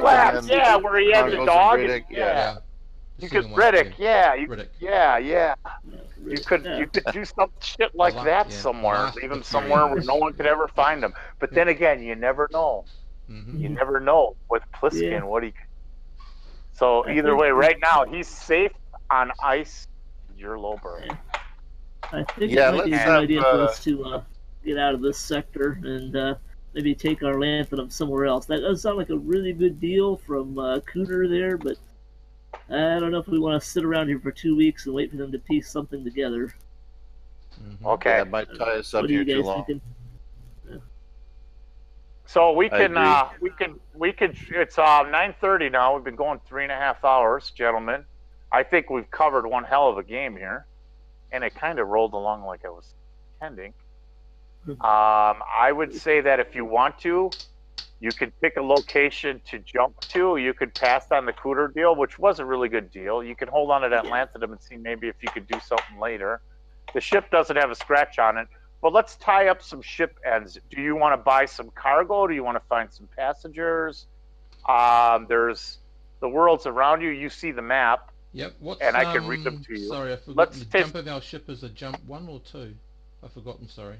1. Your ship is one. FTL1. FTL1, which means, it's 1 week in hyper. Once you launch it, you can go as far as you want, but it's 1 week per parsec. So you can go anywhere you want. You're looking, the nearest places are Gobi and Timothy are a week away. I'm just thinking. The other places are, we need to first of all, get the life support and then decide where we want to go. Okay, and life support's at 500 a credit. You can have a maximum of you're down about what is it? Where was I at here? 30 now. Let's say around 21 life support. Yep. So you're down 99. Yeah. 90. What's 90? You're down 99. You could fill up at 99 units, which would cost you, and you're back down to a regular crew of 6. So that's 99,000 cut in half. That's 48,000 credits to fill your life support full at 120 units. 100 for a couple of months for our guest. Yeah, we could subtract that too. You say you could get that components. So you're looking at 48,100 for life support costs. I'll subtract that. No, 49,500, isn't it? At yeah, 500 you're right. each. Yep. Yeah, 49,500. No, it's 99,000 because you had 21 left, right? Is that right? Mm-hmm. Half it. Yeah, 21 plus 99 brings it up to 120. Yep. Yeah. But if 99 divided by 2 is 48, isn't it? Or am I wrong? No, wait a minute. It's 49? What's my math? 49 and a half. 49 and a half. 49 and a half. Okay. You're right. So that would be 49,600 for life support, and you'll be back at 120. I'm not sure where this 100 keeps. Well, that's 100. 100's for the 100. The 100 is for the low berth. You replenish that. Oh, right. But we need, isn't it 100 a week? No, it's 100 one time. Oh, okay. Once. It only costs one time. Once a life support's activated, it's 100. You can leave them in there indefinitely, but it costs you 100. Yep. Now you have the chemicals. You're back to full on that. Sweet. So yeah, that's the way I play. Okay. So no, that's all cool. And there was also fuel. There's only unrefined fuel available, which you didn't burn much. You had the micro jump back, and the other week you're at 37 tons right now. Yeah, I think. Which means that, it wouldn't be any good filling up we should get to a place where it's got some, the engines will run Better a lot fuel. smoother. Yeah. Okay. That's what I talked to the captain about. So you don't need to fill up. You've got plenty of fuel. Yeah. You've got plenty of fuel. You don't need to fill up. Did you want to look at any cargo or any accessories? Do you figure out where you're going to jump to, or are you just going to get the hell out of there? You made your money. We can. You just want to get the hell out. They're a mining planet, aren't they? So we could probably fill up with heavy ore and then go to some higher tech place where resources are in demand. Yeah, and we might get. If we're flush with money, we might get much better jobs or upgrades to our ship in that's where the starport class matters. Yep. So we probably want an A class starport or something. Yeah. Well, a B's capable. Or B. B's capable. Okay. B is Timothy. so yeah. I'm thinking more Timothy like would work. Jambalaya. It's further away. Yeah. 3 weeks. Do we have a subsector listing anywhere? Yeah, you got it right in front of you. You've got the maps, and you want to know the details. Yeah.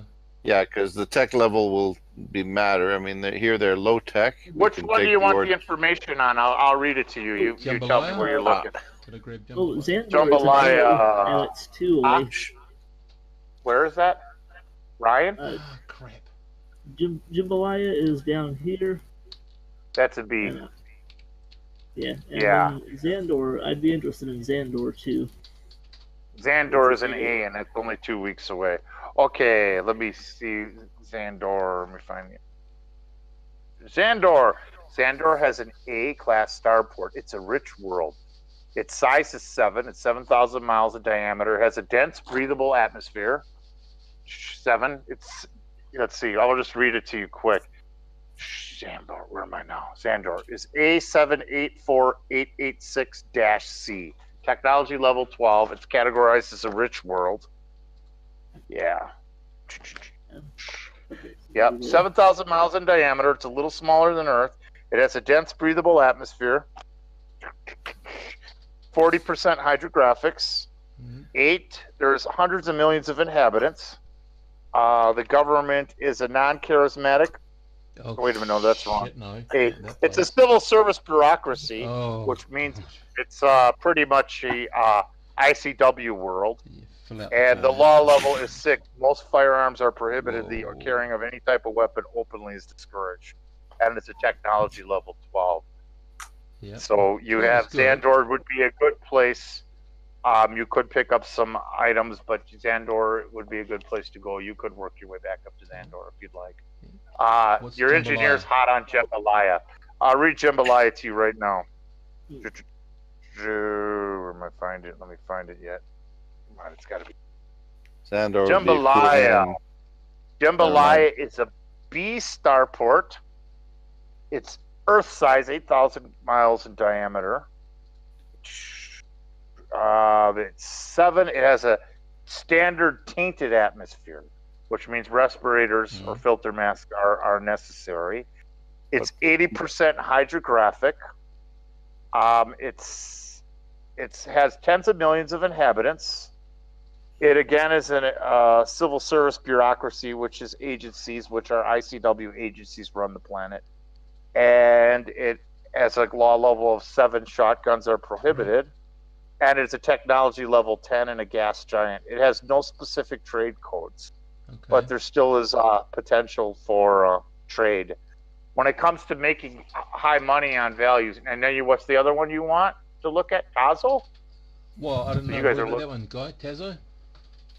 Tazo? Or Ryan. All right, Ryan's an A-star port, but it's got a Navy base on it. Ryan is a technology level 15 with a gas giant and a Navy base. It has an A-star port. It's 8 size and diameter. It has a thin but breathable atmosphere. It's 90% hydrographic. Excuse me. Wait a minute. Oh, I'm looking at the wrong thing. 8. Wait a minute. B. It has a corrosive atmosphere. Shit, Ryan is A8B7254. It's got tens of millions of inhabitants. The government is a participating democracy. The law level is 5 personable concealable firearms. Is that right? Wait a minute. 2, 5. Yeah. Actually, the law level's 4. Okay. 2, 5. The feudal technocracy. So there you have Ryan. Wow. It's but a high technology level and a naval base. For some reason, it's a corrosive atmosphere, but there are people there, and they must live underground, or there must be a reason why. It's a binary star system. So, yeah, you have options. Yep. Any of those sound good to you, Captain? Yeah. I'm thinking maybe Xandor, or I don't know, Jimbalaya. Jimbalila. Yeah. Xandor is closer, and it's higher tech starport. But the tech dollar level is pretty high. If they have shipbuilding, it's good. Yeah, we might not have to worry about any other cargo if we can sell our lanthanum at a spaceport, spaceport facility planet, A or B. Yeah. Probably A. Yeah. We could probably take some mined ore anyway. High tech planet can usually use more of that. Okay. Wouldn't hurt. Well, so is that the decision? We're going to make the 2-week journey to Xandor? Is that the decision you're going to go with? And then you got to make a trip to the. You have to make a trip to the trading facilities and see what you could get and for what price. And I'll let you know what you have available. And then we'll see what you get. Unless everybody's set on Jimbalila, then we'll just go for Xandor. It's closer. Could we hear what's on Tazo? Oh, yeah, Tazo. Tazo. All right, let's read Tazo to you. Tazo. 3 weeks away. Hold on a second. I'm looking. 0208. Okay, Tazo. Tazo is a B starport. It's size 3. Let me go back to the thing. Atmosphere is 3. 1% hydrographics, which are ice shelves. It's hang on a second. Switching back on pages here. I'm getting my charts and tables open. Let's see. Okay, let's go again. B starport, size 3, 4,000 miles in diameter. Is that right? No, it's 3,000 miles in diameter. It's small. Atmosphere is 3, very thin.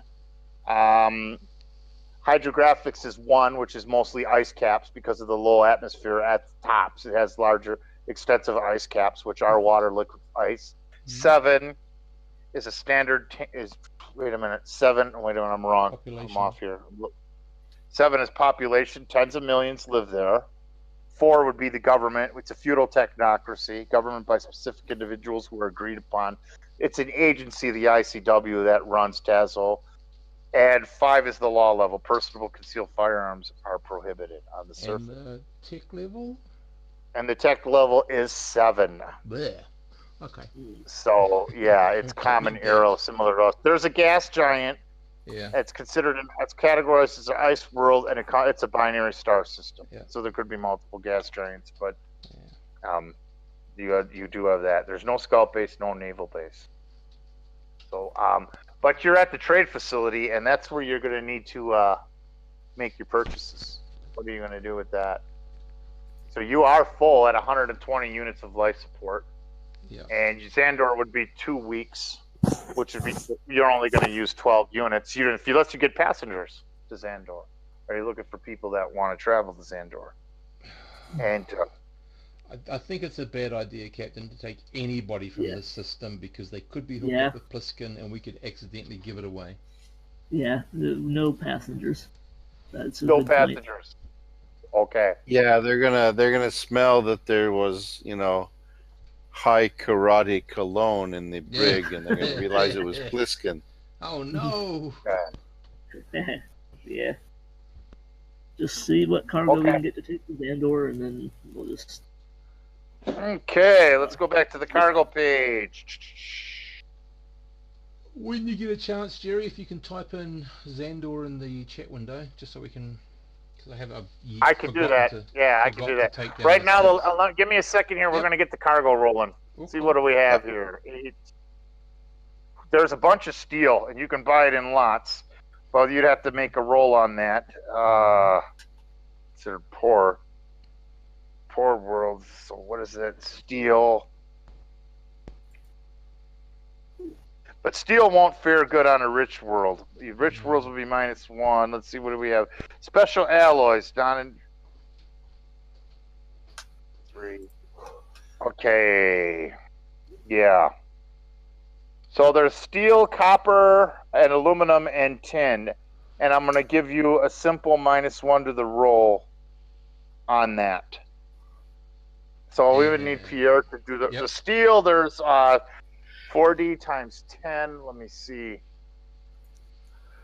There's like 120 tons of raw steel available.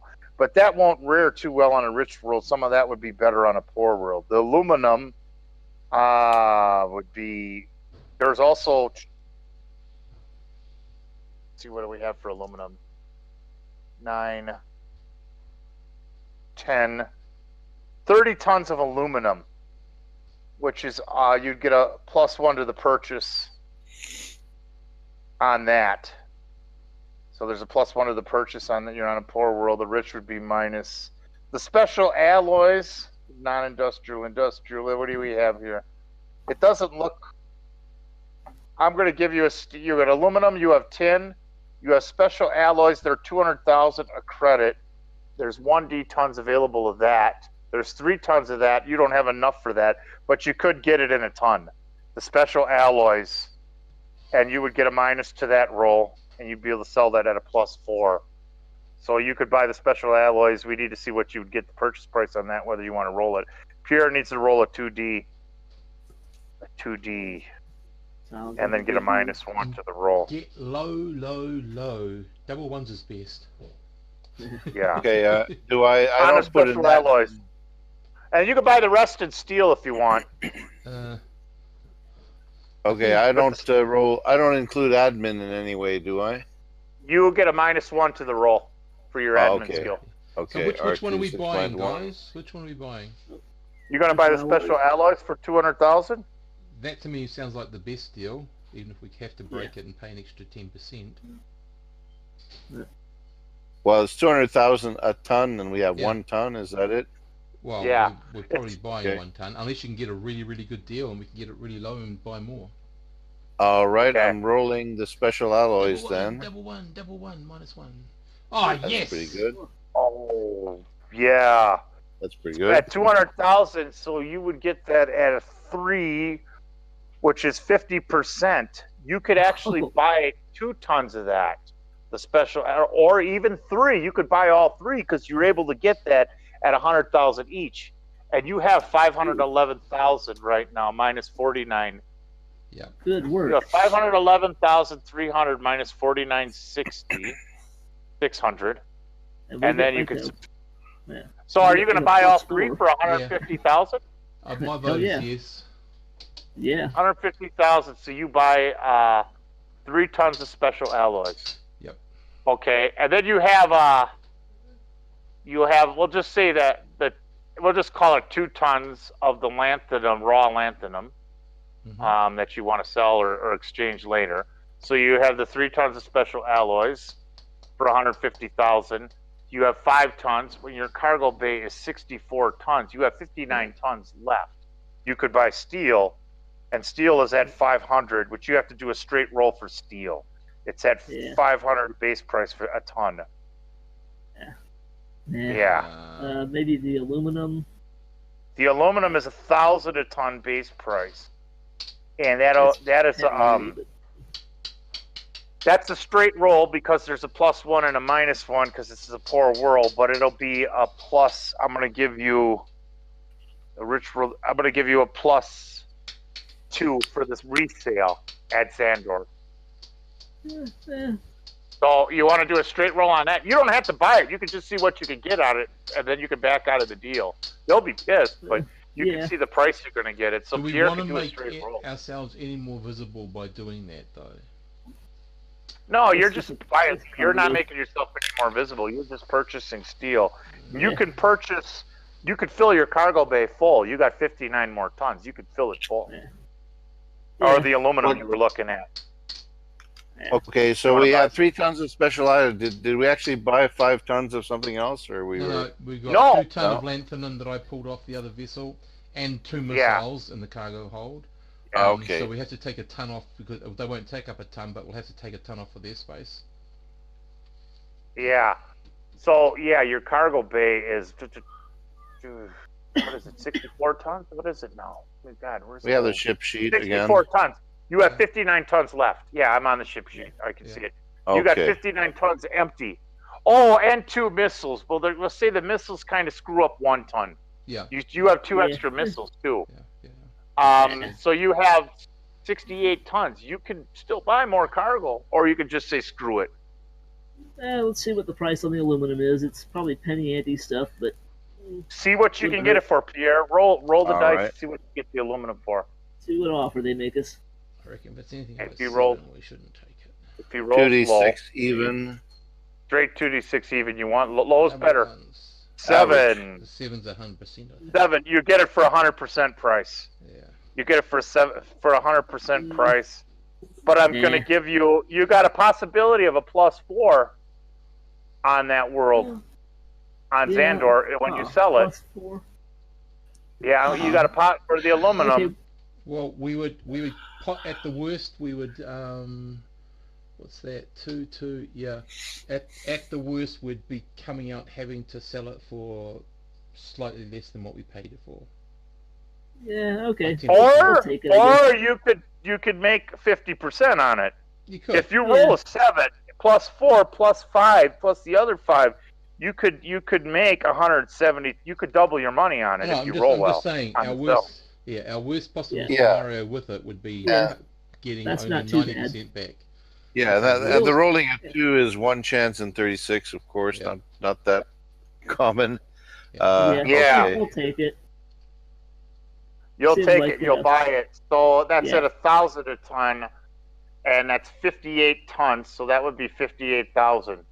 So you also, Don't- I'll update everything, and I'll Don't send you the we updated. have to pay extra 10% when we split what they have, or did they only have 58 ton?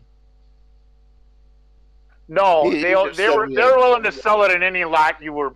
They had okay. I think 90 Okay. tons I think- available, but they don't care. They'll sell it for what you're Okay. capable of buying. Cool. Wholesalers. It's just raw steel. It's basically steel ore. Aluminium. I mean, and it may be able to produce more money. So you look like you potentially have a good cargo. And I think at that point, you guys, we've been playing for almost 4 hours. Yeah. It's almost 10 o'clock here. I imagine it's 11 o'clock by you, 11 or 12 o'clock by you, Pierre. It's Almost 8 o'clock midnight. it's almost 9 o'clock by you, Mantar, and I don't know what the hell time it is for 8 you. minutes to 4 in the afternoon on Saturday. Yeah, you're on the Way other ahead side. of you guys. Those flat earthers, they really kind of screw up our whole plan, don't they? I came across a really great saying. Just to prove a case against all those flat earthers, if the earth was flat, the cats would have pushed everything off by now. Yeah, So and I like that. it's I'm obviously- tangling a Oh, you lot want- with these. You want to say shut I'm off the tang- recording, Steve? Yeah. Yeah. Hang on a second.